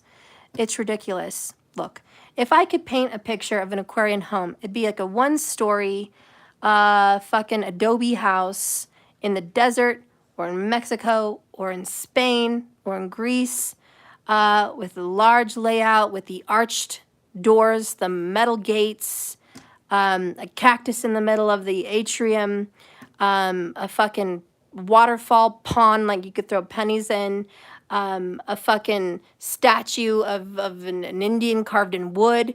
It would have a fucking bed full of beautiful colors. Okay, I don't know. That's what I'm seeing for like Aquarians. They like that shit. Anyways, the unique, different. Okay, they like that shit. They like to be different. So we're gonna move on. Pisces, home matters. Again, these are all your focuses, guys. Right now in the soulmate or twin flame journey, you guys are going to be, Spirit's guiding you to focus on the home. So you're going to be addressing what kind of home you want, how to get a stable home, and how to be at peace in your home. So these are going to be some things of focus. So anyways, Pisces. Very much like Sagittarius, again, ruled by Jupiter, so very spiritual. They're going to have spiritual things when you enter the home. Daniel! I'm working! Stop! Sorry.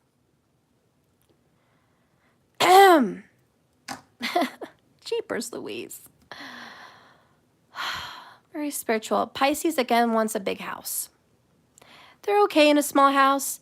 They say they're okay in a small house. Pisces, what kind of house do you want? I don't care. I'm fine with whatever. They always say that. You give them whatever, they want more. That's Pisces. They say they're fine with something, but then they're adding on. They love to add on to their house. Pisces people, again, like big houses, large space. They need to feel free to flow in the home. Pisces are the fish. They don't like to be corralled. So they need to have an open floor space or just, vaulted ceilings, high ceilings, areas to just feel deep, feel open, and that makes them feel good. Just all that air around them. Okay. Of course, they would love aquariums. Do they want to take care of them is the other thing. But, Pisces people would love deep waters. So they might go for deep colors, deep burgundy, deep purple, deep blue, okay, deep green. They love those deep colors. They love all that. They love to be in the deep, but they don't like the dark. They don't. They love the sun. They like openness, airy. They like open and airy. That's what they like. They are the kind of people that would be okay if their husband or wife slept in a separate room. I know it's touchy for the Pisces, but it's like, if you need to have your own space to like watch TV and fart and eat chips, then go ahead. I don't want that. I don't want that in my space. Come to me when you're clean and sexy and you want to spend intimate time with me. But, other than that, we don't need to share space. Pisces are very particular and they like to have their own peace, their own quiet, their own zen. Sharing space is not something the Pisces, in my opinion, is particularly craving. They tend to clash, the fighter fish. Think of the beta fish with another fish. It's just clash. This is my space. This is my home. They're, again, super particular on the home. They want peace and quiet. A Pisces home is usually quiet. And something that you'll see in a Pisces home is a water fountain feature. Or they'll just have the TV on to water sounds. So a creek, waterfall, rain. They're going to have it.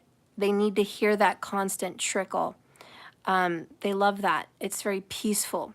You might even hear them listening to flutes often. They love wind chimes, believe it or not. So Pisces people tend to have a collection of wind chimes. And again, the big open spaces, the air. Ironically, Pisces loves air, fresh air. They tend to open their windows and let the air in and flow out. Subconsciously, Pisces are always drawn to cleansing out negative energy. They are their own selenite. This is the fucking Pisces. They are their own selenite. So they subconsciously tend to just have these windows and doors open, cleansing, purifying energy, smudging. Open, airy spaces, again, they don't want to house or hold any dark energy, any frustration. The Pisces home would have a lot of gold. yellows and golds. Shiny golds, gold flashy pillows, bedspreads with golds in them. Even if it's not flashy, just golden look, you know.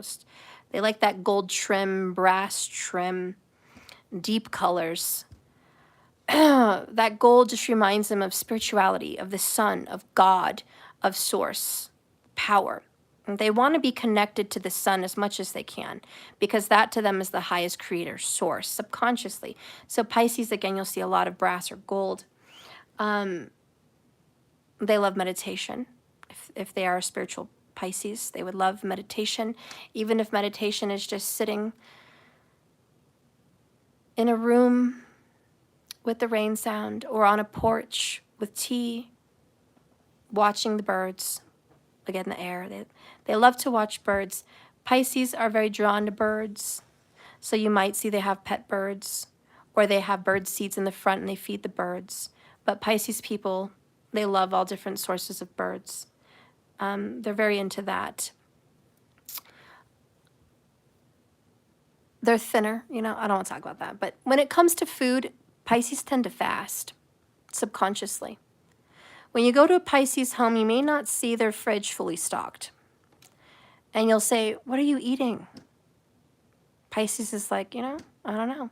Sometimes I have an appetite, sometimes I don't. Maybe there's some wine in there, some sangria, maybe there's a few snack items. They'll have food in the freezer to cook a meal when they feel like it, but you will tend to see that Pisces people eat very little. Especially as they grow older, they'll eat less and less.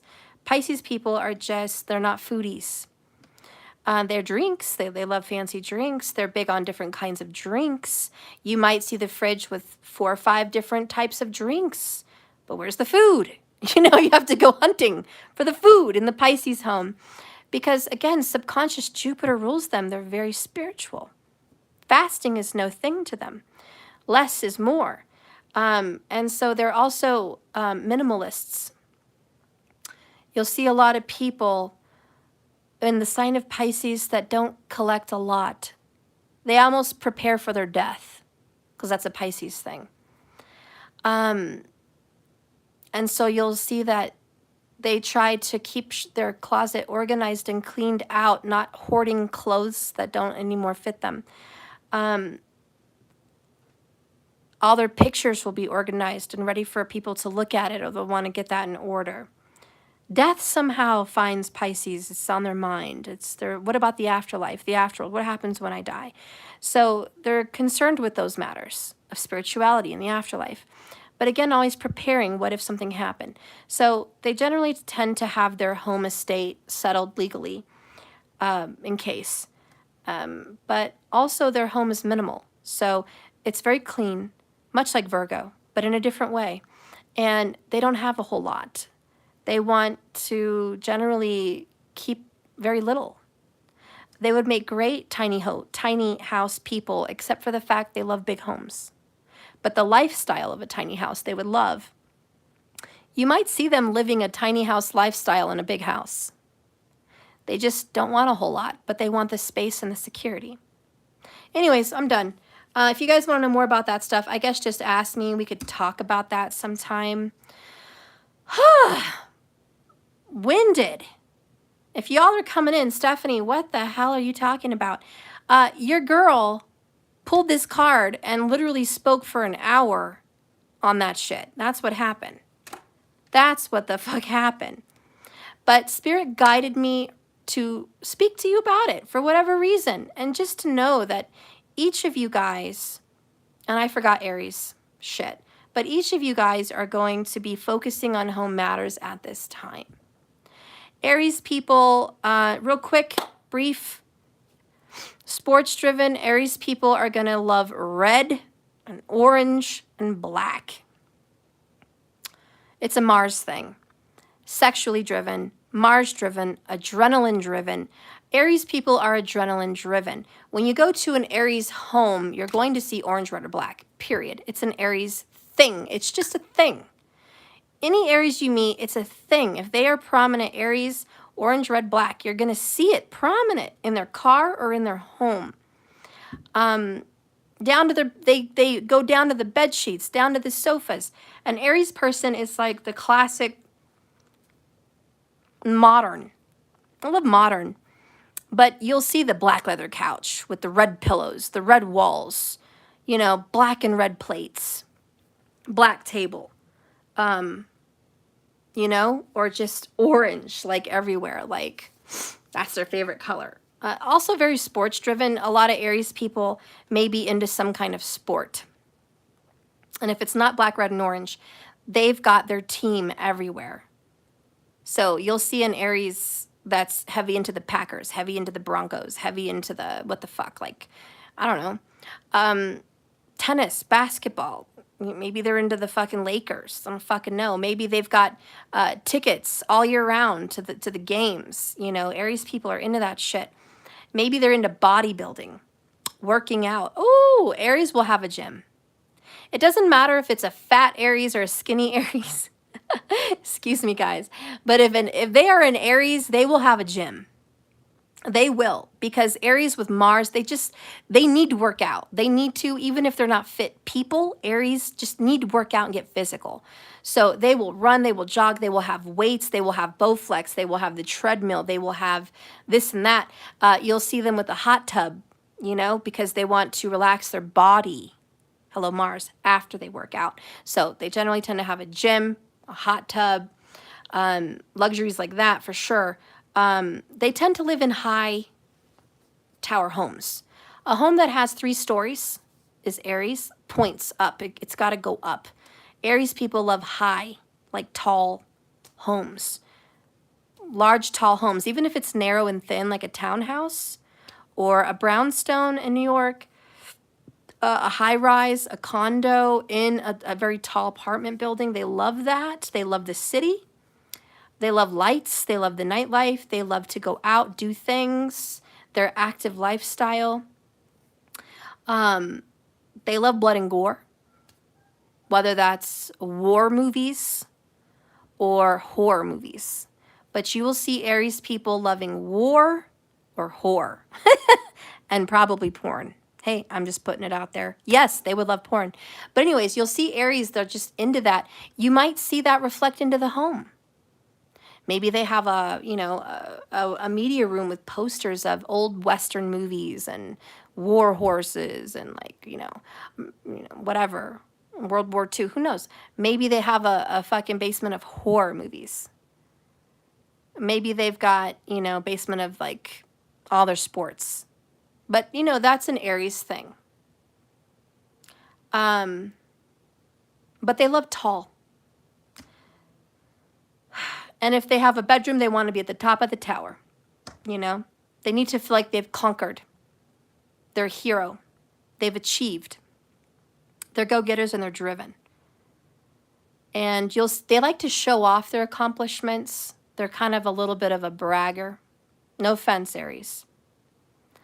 But Aries people may have like a whole room dedicated to their trophies, accomplishments, or their collection. Look at all my pop figures. Look at all my action figures. Look at all my fucking horror collection. Look at all my fucking sports collection. Like, come look at it. They want to show that shit off.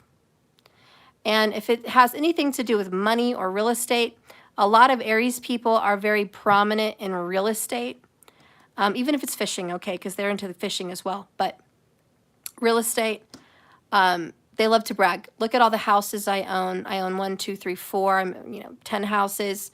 I'm into real estate. I'm into investing, and they'll have that shit out there. You'll also see Aries people into like hunting, shooting,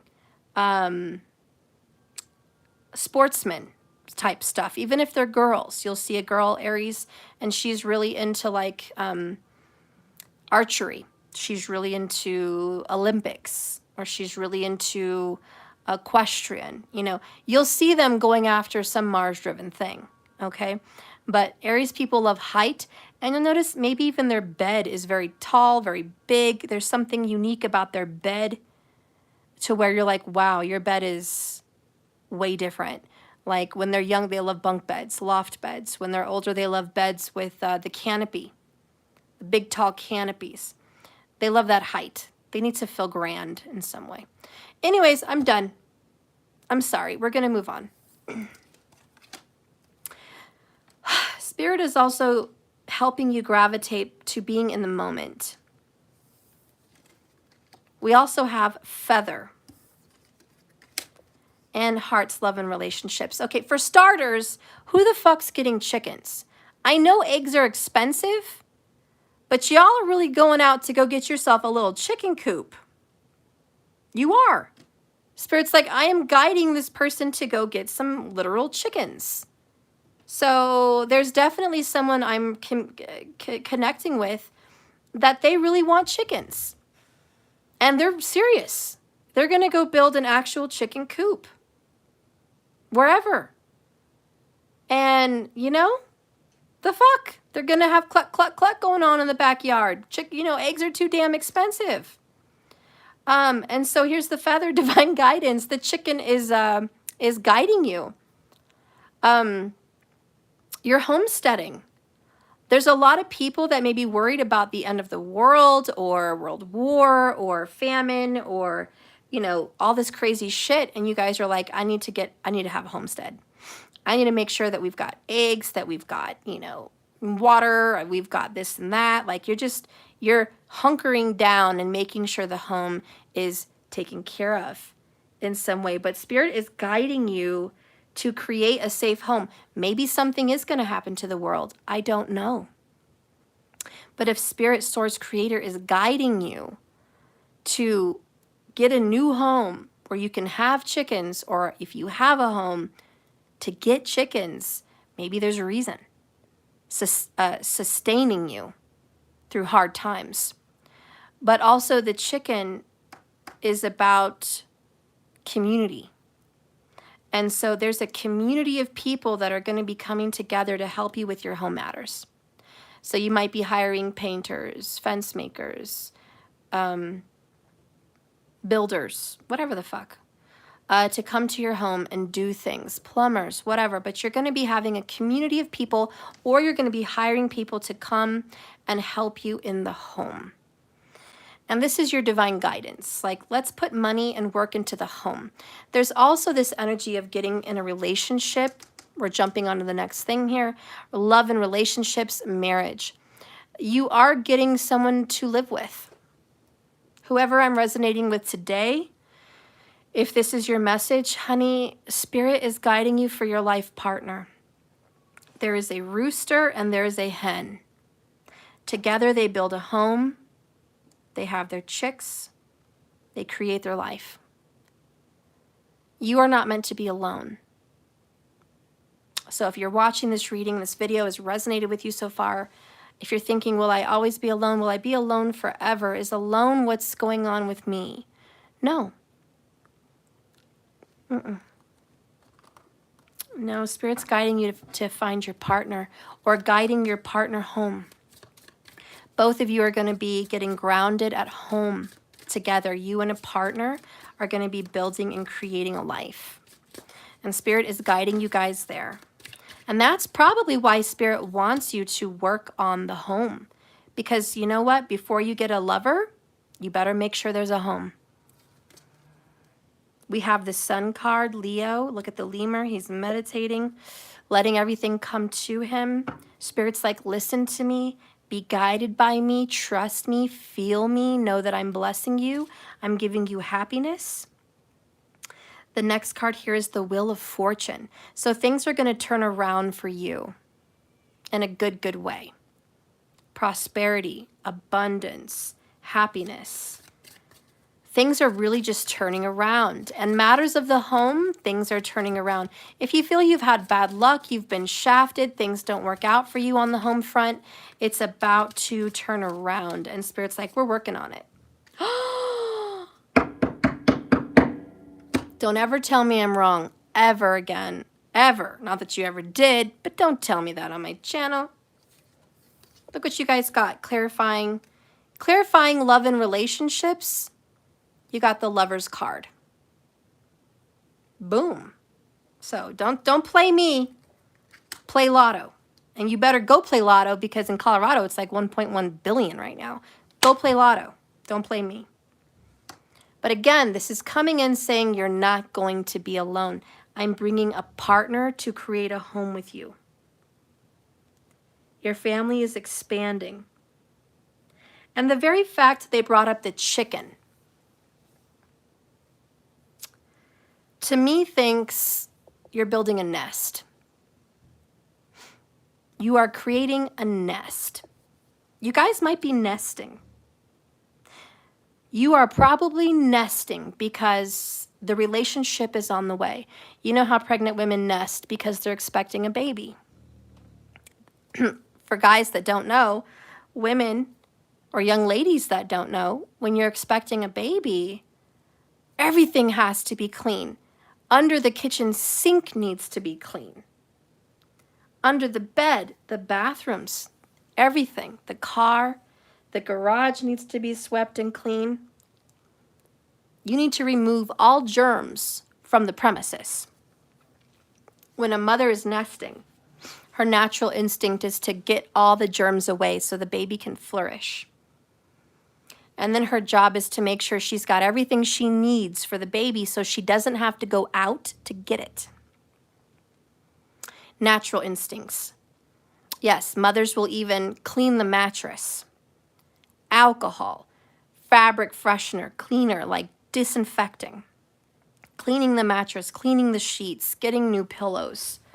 Everything, nothing can have germs. And again, because, I'm going to be here for a while, that's nesting. So a mom will make sure there's plenty of food in the freezer. There's plenty of diapers. There's just everything. Like, we don't have to go for a whole month. We're good. We're good to stay at the house for a month. That is the mother's natural instincts. Now, if it's not a baby, it's a relationship. Whether you're a man or woman, doesn't matter. Your natural instinct to prepare for marriage is creating the perfect home. 122 minutes, 22 seconds, 55 people in the room. There's the synchronicities. But your body, your spirit will talk to you and say, there's someone coming. There's someone coming. Just like when you guys know a guest is going to come stay at your house, you go fucking insane. You're vacuuming, you're cleaning, you're doing the bathroom, you're organizing the closets, like your fucking company's gonna go look in your closets, but you're doing all that shit. You want your house to be the model home because your guest is coming or your in-laws. Well, this is worse than a guest. It's worse than the in-laws. You are getting a lover, a relationship, a partner. And you better make damn sure the home is prepared and ready to receive them. So this is someone who is cleaning out half their closet to make room for this person. This is someone who is cleaning the sheets, getting a new bed, maybe getting new sheets, setting up the nightstand, emptying a dresser drawers, prepping for the partner to arrive, cleaning out the garage, making sure there's an extra space for someone to park, cleaning the fridge out, making sure that person feels comfortable to cook, creating romance in the bedroom or the bathroom, working out. Whatever's going on, you are creating spaces in the home to receive this partner. And you're changing your habits in the home life to receive them. Now, whether you're expecting them or not, somehow your body, your spirit, your subconscious is expecting them. And Spirit says you should be expecting them because ding dong, Wheel of Fortune, there's going to be a knock at the door, just like when I did this video. Your partner is coming. And Spirit's like, get your home right. Work on your business, work on your career, your money, your home life, your home matters. Get it situated because I'm bringing in a partner. You're not going to be alone. This is happening. Whoever's resonating with the reading today, it's happening. If you haven't been resonating with the reading, it's not happening for you. You're not ready. It's not your reading. It's not coming. You have something else to do on your journey. But if this resonates with you, this is part of your journey. A partner is on the way in your journey. Need a breath of fresh air after this one. I'm sorry, Timo. You're just a good little piglet. You're Chinjar. You're just a good baby. Oh, my good pig. You do what? My good pig. Okay. I love you. You're a good boy. You're a good boy. I love you so much. I'm sorry. My dog's cute. I got distracted. Bottom of the deck is the Nine of Wands. Uh-oh, I'm a little defensive. I don't know how I feel about this person coming in. Spirit, hold on. Like, what are you doing? When are they coming? Can I have a date? Like, I don't know how I feel about this. I really don't know. I'm used to being on my own. I like things the way they're going. What do you mean this person's coming over? What do you mean? I'm not going to be alone. What the fuck is going on? Are you saying that my life as I know it is about to change? Yes. Why does it have to change? I was so comfortable. That's why it's changing. Little secret from the universe. Just when you get comfortable, that's when that motherfucker changes. A little word of advice. Don't get comfortable. Don't, because it's about to change. Yes, indeed, it is about to change. So then we have the Death card. Vulture. I don't know why I said it like that. But he's like, are you ready for the end? Are you ready for the death of singleness? Are you ready for the ending of the financial struggle? Are you ready for this next big, humongous step? Because everything you know, everything that was, will be no more. And that's, I don't like that shit. Fuck that shit. I don't like change. You want me to be real? You want me to keep it 100? I'm going to keep it 100 with all of you. Your reader, I despise change. I loathe change. I am the Grinch on Christmas when I fucking discuss change. Fuck change in the ass. Unless you like it, for those of you that like it, find something else to hate. But I'm telling you, fuck change. That's how I am. Like, no, you're going to have to pry my life from my cold, dead fingers. I'm not changing shit. Excuse me, guys. So much vulgar words. I'm so sorry, but that's how I am. So I get it. When death comes knocking at your door, fuck you, close the door, lock it. I'm not trying to change. I'm comfortable. I like it where it's been. I know what to expect tomorrow. For me, it's I never finished and completed things. I hate that. I don't complete things, and I'm just like, I didn't get to complete this. I didn't get to finish that. I didn't get to do this. And death's like, it doesn't matter. We're moving on to the next thing. And I'm like, I'm not ready. But the universe is like, I never asked you to be ready. Never. Your spirit, your energy knew this was coming, and you're preparing for it. And it's coming. Again, earlier we got the Eight of Wands with the Sagittarius Archer, remember? I know. Like 100 minutes ago. Like literally, I'm at 129 minutes. So probably 100 minutes ago, we got the Eight of Wands. But we got it again. Eight of Wands. It's coming at you full force. You're going to have to leave behind Eight of Cups, what was, and see what's coming in, which is the relationship Queen of Cups. You are leaving the old and headed in for the new. And this really does have to do with relationships. And it is all about important choices. These choices matter. They matter because they're going to affect you for the next lengthy period of time. Okay? So, Sumo, you better be a good boy. He wandered off. You better be doing something good.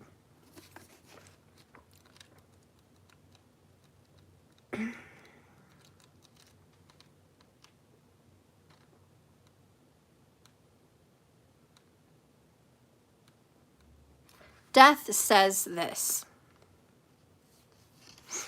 that which I am may not be pretty to you, but I know I serve a deep divine purpose, and I am more than happy to fulfill it. This ending doesn't look pretty. It has a purpose. The vulture is not a very good-looking bird. Its head is bald. It's red. It's for a reason. Red because you don't need to be seeing the blood all around it, but besides the fact that it's just red for that color, who knows? It's bald because it doesn't want to attract fleas, flies, other maggots, other bugs that want to cling to the feathers. And vultures are scavengers, so they're eating dead carcasses all the time. They're eating what's dead. They are cleansers and purifiers in nature. They need to come in and deal with what's died so we can have it purified back into the earth and cleansed and free of germs and pests. So anyways, they're much needed. But funny how they start circling when they know death is near. Someone's about to die, desert or wherever, the vultures are circling because they know. And, you know, it's said if you see vultures circling somewhere, even if you've never, you know, been spiritual, if you're walking out somewhere, if the vultures are circling, you better take better care of yourself because they know you're about to die. Anyways, we each play a part of the divine plan, and I know I'm without a shadow of a doubt that I am playing my part. I get to take what is no longer required for transformation, and I take it through a cycle. I bring it through the death into the rebirth. The universe needs to keep its cycle of creation and movement, and I am happy to be one of its stewards of transformation. And this is a message from the California Condor.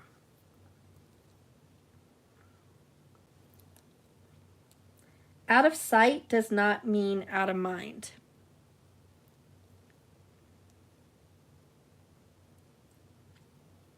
The death card itself deals less with the physical death of a person, but more with the business of death as a whole.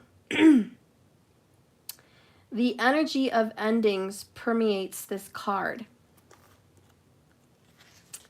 Yet death is not a one-way trip. This energy is an aspect of our physical existence.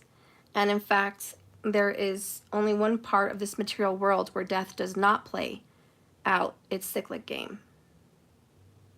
No, there is not one part in this material world where death does not play out this game. So, in business and career, when this card turns up in your reading, it lets you know that there is something that's about to be over. Trying to stop this ending is stupid. And if you do not handle it correctly, it will be harder to move on than to grow from it. But you will not stop this from happening. See what is going on in your business that needs to come to a completion and focus solely on finishing it. In family and relationships, this card can bring with it the energy of new life. Relationships go through cycles, each one in their own new beginning and ending. It's time for one of these cycles to come to pass. This is a good thing, as it means something new is about to spring forth in love, and holding on to this old energy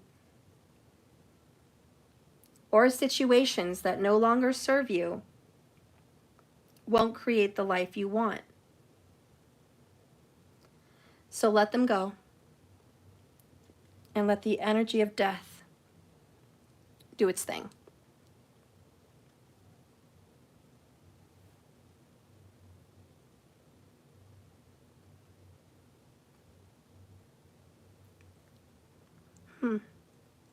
Journal prompts of this card is, how many ideas have you had that have been rejected or outright been talked out of by other people?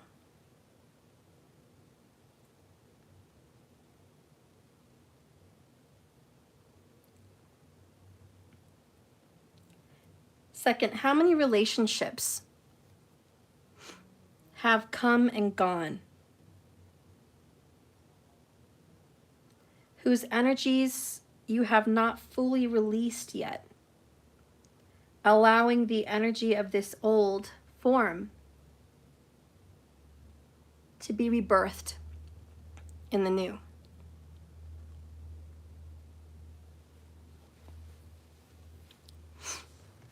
How many carcasses, X's, do you have stacked up in your energy field? Oh, shit.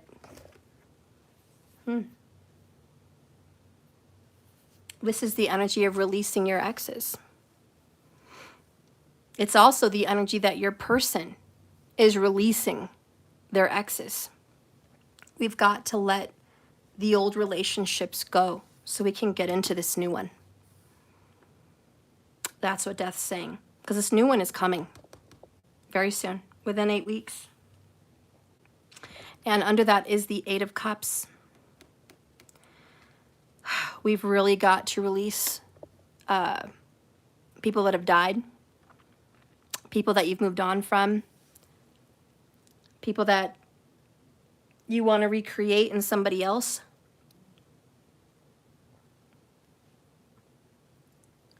A lot of us want to take bits and pieces of our exes with us and manifest them into a new person.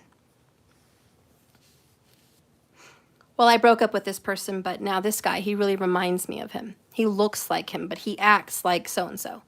The best of both worlds. Or, you know, I really want to find someone that looks like this because that's what I resonate with. You know, release the exes. Release their family. Release their energy. I'm not saying you have to release their memories, but release their energy. Because new love, real love is rushing in.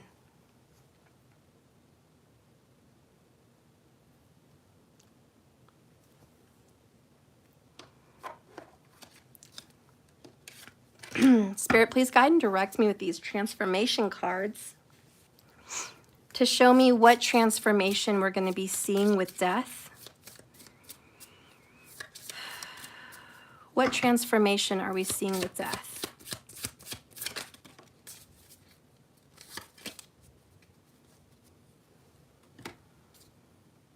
Harvest. Another 8. 8. The power of 8, by the way, is self-love, self-care, empowerment, courage, strength. So you guys are transforming, and what is changing is, like I said from the very beginning with the Ace of Pentacles, the seed, the new beginning, the physical harvest. You may not have seen results before in this relationship, but you're about to see results now. If you have not seen results, you're about to see them. Collect the bounty that you have earned. It's payday, my friends, right above the Wheel of Fortune. A lot of you guys may win the lottery. You may win a lot of money. You may be getting a windfall of money. This relationship may bring forth new luck, energy, and revive in your business. You guys may work together and make more money, or just by being together in a partnership, more money's flowing in. But the harvest is here, and it says payday. So I know money is definitely prosperity that's happening, but also payday as far as the rewards of your good karma. Earlier we spoke of ripples and the cause and effect. Whatever seeds you planted, affirmations you spoke, beliefs you believed in and brought into life, you're seeing the results. And that's why all the work that you've been doing to call this person in It's actually manifesting here now within 8 weeks. Anyways, we reap the fruit of our labor. Celebration and daydreams are ours. Enthusiastically, we imagine refinements and variations on our next success. Still, we are humbled knowing that the universe granted us good timing and fertile conditions for the harvest. Hard work alone is not always the payoff. Sometimes there's a little bit of grace, a little bit of luck, a little bit of divine guidance, and divine timing. A plan for our winnings are in store for us, a higher plan. As you harvest this relationship, this financial gain, it's important that you do not distract yourself with minor blemishes. Nothing is perfect, and thank goodness. And I want to stop you because Spirit showed me a vision. A vision of mine was sitting at a table, ordering a beautiful meal, and it comes out and the chef worked really hard on the meal. And it's like a 5-course is what I saw. And I saw someone being very picky and critiquing the meal like a food critic. This doesn't taste quite the way I imagined it being cooked. It could have been 10 more minutes. This is a little warm. I could use more ice. This needs blah, blah, blah, fill in the blank. Like that's what I was seeing in my vision. You don't sit there for a fine meal cooked by the best and critique it. Pick out the blemishes. Pick out what could be better and act snobbish. And so Spirit's like, whenever you get these blessings, and they are coming in, don't you dare start saying it could be better.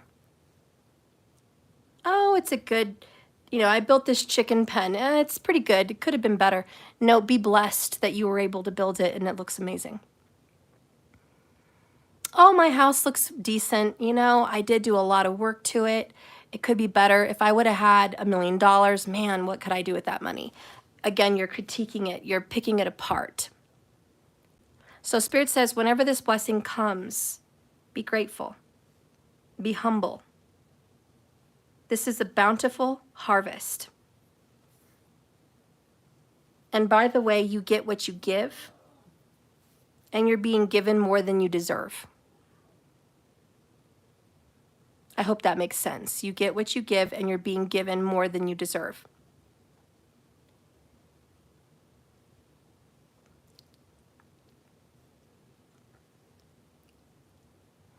Now, if you work part-time, you go to work part-time, and you come home and you get your paycheck, and you're like, I'm disappointed in my paycheck. You should be. You worked part-time. Be happy you got that. Don't compare your part-time check to a full-time or overtime check. You might be looking over at somebody else's check that is double than yours, triple than yours, but they earned it. And so if you're looking around for somebody else's harvest, you're going to miss your own. 144 on the screen. So Spirit's like, check yourself before you wreck yourself.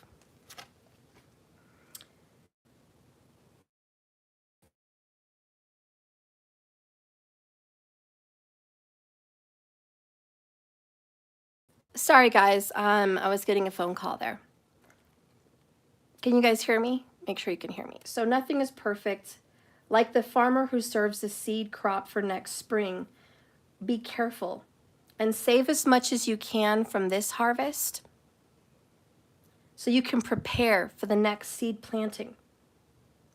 Knowing this time of bounty will pass, and life's ups and downs are the circle of life and the merry-go-round. Boy, isn't that the truth. Be generous, but not too generous. Be grateful, but not critical.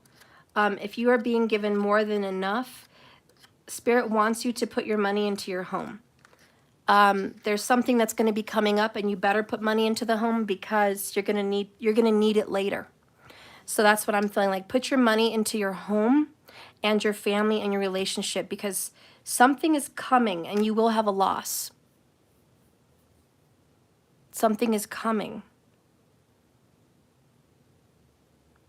I hear something that sounds like thunder, but it feels like an earthquake. I'm just putting it out there. Maybe you guys are gathering before the storm. But prepare. This harvest is a blessing, but it needs to last you. And the story that comes to my mind from the Bible is when Pharaoh, or not Pharaoh, Joseph. He was a Pharaoh, but Joseph, whatever, Pharaoh's favorite. I don't fucking know, but just Joseph, okay? He had a dream of a drought of 7 years, and we did have 7 years earlier. Had a dream. There was going to be 7 years of harvest and 7 years of drought. And so he was wise enough to instruct the king, the Pharaoh, whatever the fuck, okay, to put grain in storehouses so they could make sure that their people would last through the drought. And he listened, and sure enough, the people were saved. So I'm just saying, if you are being given a substantial amount of some harvest, be grateful. Keep it, invest it. Don't blow it. Don't blow it to where it just disappears and it's gone and there's nothing you can get back from it. Because you're going to need to plant seeds from this harvest for the next. And again, I know more Bible stories, but one more time. The guy that was given the talents, God gave him 7 talents each. Again, the 7, amazing, 7, 7 here. And there was 2 brothers. One put the talents away, buried it, saved it, didn't use it. And when he came back, he said, "Where's your talents?" He said, "It's right here, safe and sound. But I'm going to tell on my brother. I'm going to tattle on him. He blew all your talents. He went out there and he spent them. They're gone." He said, "Okay, I'll go talk to him. I'll deal with them." So when God went to go speak to that person, he said, "Where's your talents?" He said, "I invested them. I spent your talents into this property and that thing and this thing," and fill in the blank. And now you have quadruple the talents than what you gave me. So who was a better steward of the money? The hoarder, the saver, the penny pincher, the put it in the bank in savings, don't touch it, don't spend it, or the person that invested it and it made more money off of it? This is a message from God's source, Spirit, Creator. Invest your money. This is a time to invest in real estate. This is a time to invest in your home, to build equity. This is a time to invest in home matters. Business, a home business. Invest in your spouse.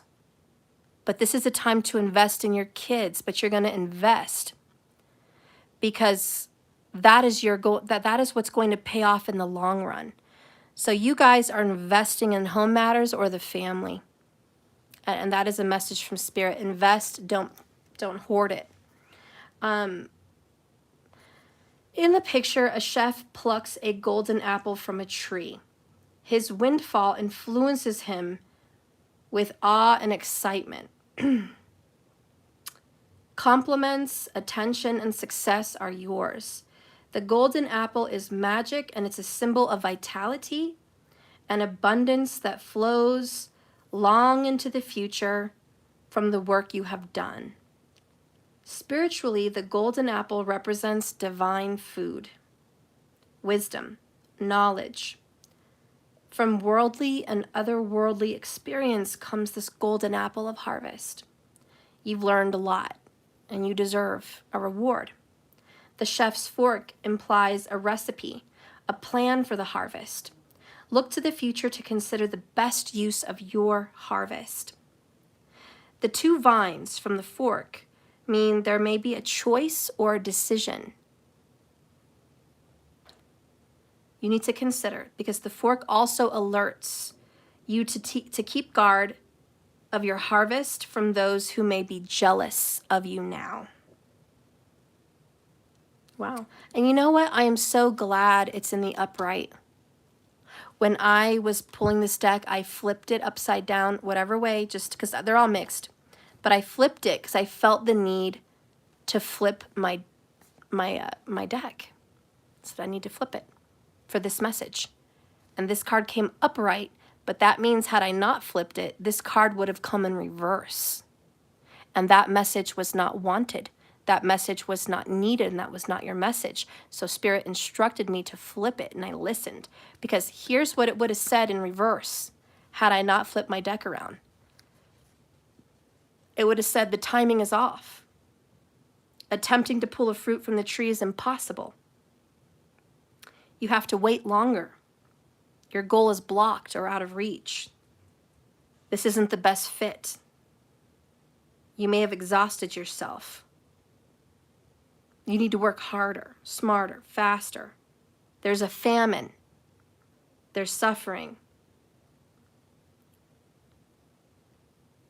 So you see, imagine had I fucking not flipped my deck.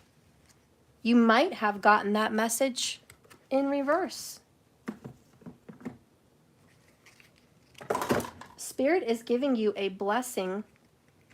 It is your time for harvest. This is a win. Okay? So, get prepared. We're almost done here. I know it's been a long reading. Thank you all for hanging in here in this long reading, but it's been a pretty good message so far. I know there was a long pause. Thank you for sitting through that. Bonus material here. We're going to get a message from your person because they're on their way. Get your home ready. Get your life ready. You're not going to be single for long.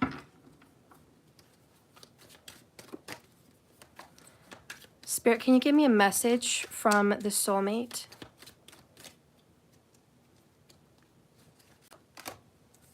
Thank you for loving me more than anyone ever has. I never knew anyone could love me like you do. Out of all the women I've ever dated, or men, or desired, no one compares to you at all. This connection has been definitely divinely guided. And that's what it said earlier with the feather, divinely guided.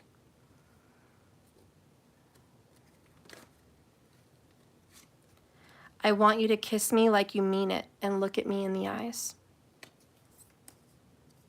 Person really wants that intense passion from you. I see so many signs and synchronicities since I've met you.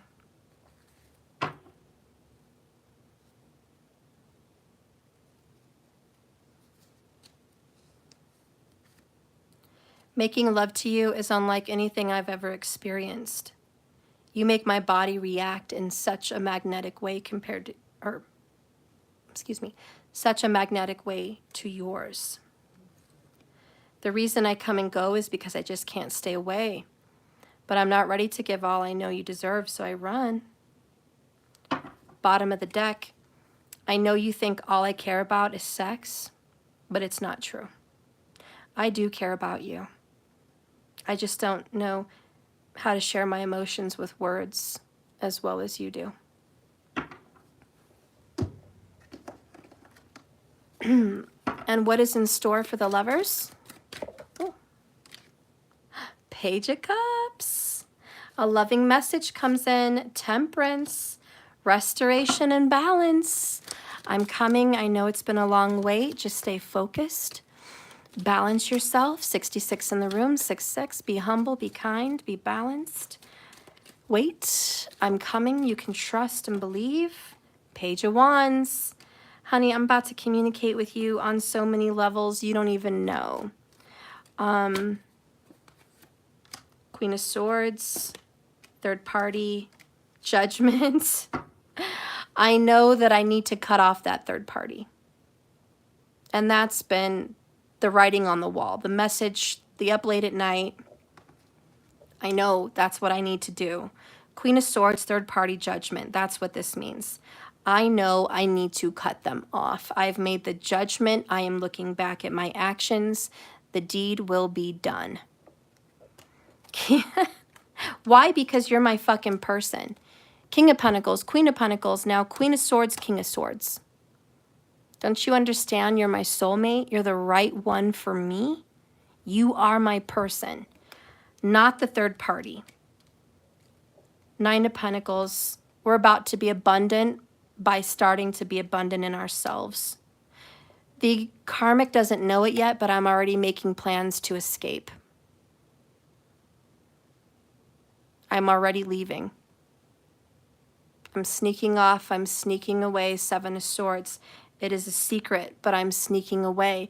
I'm about to be single. I'm about to cut off that third party, and I'm coming to you. Broken and beautiful, but wiser than ever. We're going to have 10 of Pentacles, 2 of Cups, Queen of Wands. We're going to have it all. Okay? We're going to have it all. We had to get through the difficult shit to get to the good shit. If you're not willing to grow in the dark, your harvest is going to suck. If you're not willing to suffer for years and do some work on yourself, you're not ready for your person, and you won't have them. If you're not ready to look in the mirror, reflect on your issues, you're not ready to have them in your life, and they won't be. It's not your fault that you've suffered, endured, and gone through hell, but it is your responsibility to heal. No one else has to suffer for the sins of someone that hurt you. And that is the lesson for both soulmates. The world is not out to get you. It may have hurt you, but it's up to you to do the work. The world's not going to give you a favor or hand something out to you because you've been through some hell. There's billions and millions of people that have been through some hell. They're not getting handouts. It's up to you. I think you all know that. But the people that have put in the work, planted the seed, put in the intention, their ripple, this is their ripple effect. Those people are getting the ripple, which is the relationship and the wheel of fortune. They earned it. It's theirs. For those of you that are not going to be receiving these gifts, if this gift is not your reading, it is not for you, what do you need to do now to start getting that kind of an effect? A, stop being a Debbie Downer. Stop looking at the glass half full. Stop being a weenie or a whiner. Don't complain all the time. Stop being a victim. Quit looking at the world as it's shit and you're just going to get shit. Quit looking at what other people have and you don't because you're living in lack. Therefore, you're attracting lack. Quit focusing on third parties because you're creating them to stick around longer. The more you say they're always, always, always, the more they're always, always, always. Your inner reality is going to reflect your outer reality. And until you're ready to get a real handle on that, know it, use it to your advantage, and deal with it, there's nothing that's going to change. You're still going to be the same person you were last year and the year before this year. And it's going to go so on and so on and so on until you die. The universe has got nothing but time. They don't care if you come back on this earth 10 times. They don't care if you come back on this earth as a dog. And you have to go through that life and then go through another life as a turtle and another life as a person. However long it takes for you to click, let it click. And whatever you think you're dealing with that's shitty, it could be worse. People are crying because their feet hurt. They're walking a long way and they're in pain until they run into someone that has no feet and can't walk. People are complaining at how broke and hungry they are till they run into someone that doesn't have legs or feet to work. You know, Quit crying about how green the grass is somewhere else and make it greener where you are. Water your grass. Water your seed. There's so many positive people in the world to follow. People with no limbs out there married, having babies, singing and making lives and speaking to millions of people. There's people that have overcome health issues, deaths of children, which is the worst.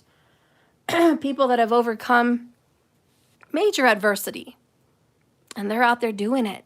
Why? Because they decided life's not out to get me. I'm blessed. Whenever you can start just saying I'm blessed, your life is really going to change. But if I ever catch you, little fuckers, and I love you little fuckers, but if I ever catch you little fuckers in my chat being depressed, self-hating, weenie whiners, crybabies, worrywarts, or naysayers, I'm going to get you. I'm going to get you. Because Spirit sends you to my channel to whoop your ass. I am your spiritual fitness trainer. And you don't have time to fuck around and bullshit anymore. If you found my channel, shit got real. Your life got real. It got serious, and you wanted to make a change. And you met me. I'm not saying I'm the ultimate. I'm not saying I am the shit, but I'm saying I know what I deliver. And it's not sweet. Most of the time, it's difficult to take. But that's what you need. So if you are watching me and you're loathing and pity and sadness and victimhood, get out. Get out. And if it makes it easier to swallow, everyone that's hurting you is a part of you. You created them. They're illusions, basically. If it makes it easier to digest what you've been through, think of every extended person in your life as an extended version of you. Then you can handle them better. Oh, my mom is this version of me. My dad is this version of me. My kids are these versions of me. My lover is this version of me. My boss is this version of me. I don't want to be those things and think those things and have those things. Or I want to change those things. So I'm going to change me. Create boundaries. Healthy fucking boundaries. Don't let anyone, not even your kids, step over those boundaries. And stop being a sucker for victimhood. You are powerful. Take your power back. It's not the person that hurt you anymore that has the key to your life source. It's you. Get your key back. Get your power back. You're the shit. You're the bomb. Yes, you are. You are the universe in human form. You are God's consciousness in human form. You have creative power, not to just paint pictures, but paint realities. You have the power as the magician to wave your wand and create the life that you want to see. And the universe will bend to your will. This is why demons and angels alike do not like the power you were given, because you are source in human form. They wish they had that ability. You have the ability to create families. You have the ability to create life. That's a God-given power. And I mean, it is a power that God has that you have. You're lucky. Angels don't have that power. They can't give life. Even the angels are beneath you. Demons don't have the power to create life. Demons are beneath you.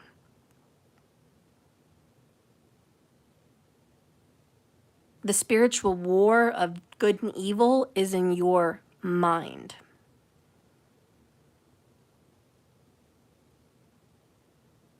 You can choose to fight that. Darkness is the equivalence of ignorance. Light is the equivalence of wisdom. When they say enlighten yourself, it means get the darkness out. I'm not talking about the shadow side. I'm talking about ignorance. You should not be ignorant to the fact that you are a creator. Do not be ignorant. You know the truth now. Do something about it. Anyways, I'm going to let you guys do you. I have some other books that I recommend to people sometimes. You guys know I go to Barnes & Nobles. Self-help, self-care, that's what I focus on here from my life. Well, I try to. Do I suck at it 5 days out of 7? Fuck yeah, I suck at it, but I try. Anyways, these are some good books. 1, this is the 2023 Moon Sign Date Book. Weekly planning by the cycles of the moon. I like this for ladies, especially with our cycle, our lovely monthly gift. I love this to keep track of that. As a feminine woman, you should know that you cannot be on a schedule regimented like it is for a man. Men are go, go, go, go, go, go, go. They don't have to worry about their body changing with the cycles of the moon. They are not moon creatures. They are sun creatures. They rise every day on time. They are seen in the sky every day without stop. It is consistency. We are the moon. We don't fucking do that shit. Sometimes you're going to see a waxing or a waning or a crescent or a blue moon or a fucking red moon or an eclipse moon or a no moon, whatever the fuck. We're crazy like that. Embrace it. This is very helpful. Weekly planning by the cycles of the moon. Books are 50% off at Barnes & Noble, so you should get out there if you have one, okay? But it's a little date book. It has all the calendar.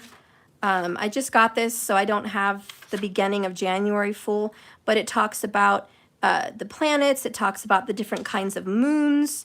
And it talks about each moon for the day, and you can just write down your plan. But I like that it has so much good information. And let's see, it even has the calendar, which shows you what the moon cycles you're going to be in. So if you guys want to have a planner and you want to plan your schedule around your cycle, women, I recommend that. Even men, if you guys want to have that shit, fellas, get on the moon yourself, just about your emotions. You know what I mean? The other one is The Moon and You. Your guide to finding energy, woohoo, balance, healing, and power with the moon. Okay? So I love this one. Dedication with great joy. I would like to dedicate this book to my readers. Remember to take care of yourself first. Then you can help others if they need it. You may be inspired by the phases of the moon to work in harmony with her always and to shine your brightest. I'll read some of the titles in here. Meditation during a full moon.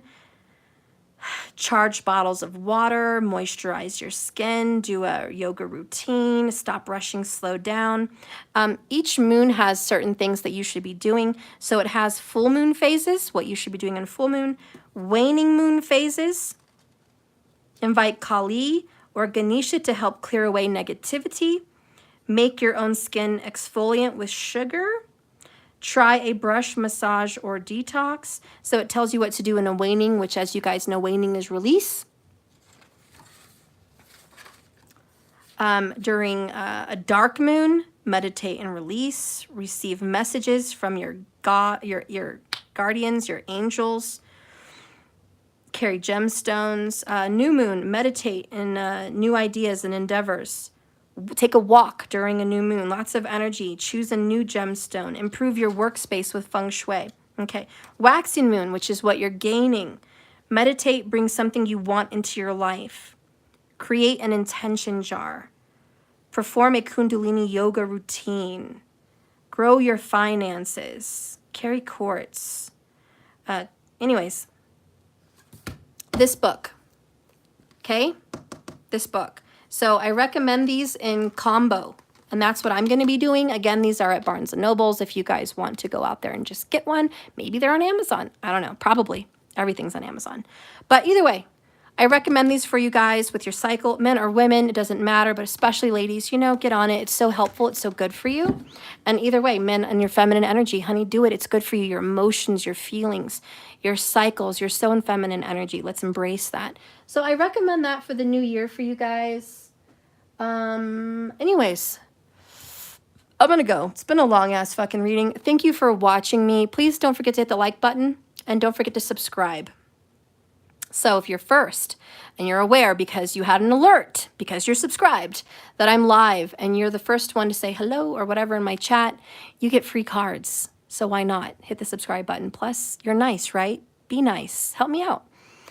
Also, if you guys are looking for a private reading, personal readings for you specifically, tomorrow, 1/11, we are doing 11/11 cards. Every 11th of the month, I do cards for $11.11. You can buy 1, 2, 3, 6, whatever your heart's content. And that's available through Cash App or my website. It's in the description box below if you need that, okay? But if you want those, please go there. My Cash App tag is money symbol, let that shit go, 1111. That's for Cash App.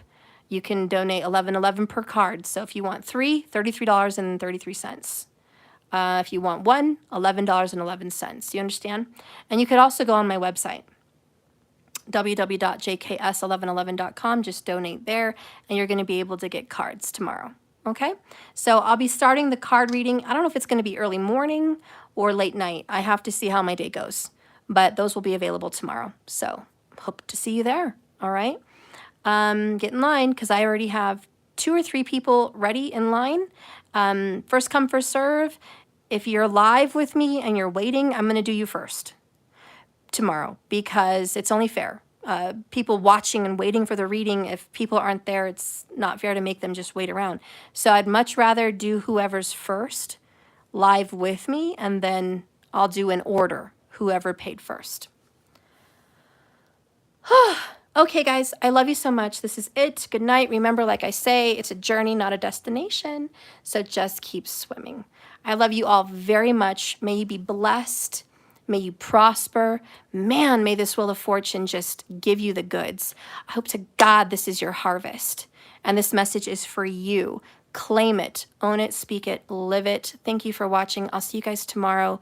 So much love. Thank you, Markers. Thank you, Elizabeth. Kilowatt, it's so nice to have you here. Thank you so much for your donation earlier. I really appreciate your donation. It means a lot to me. It's very helpful. Thank you. Anyways, I love you all. Good night.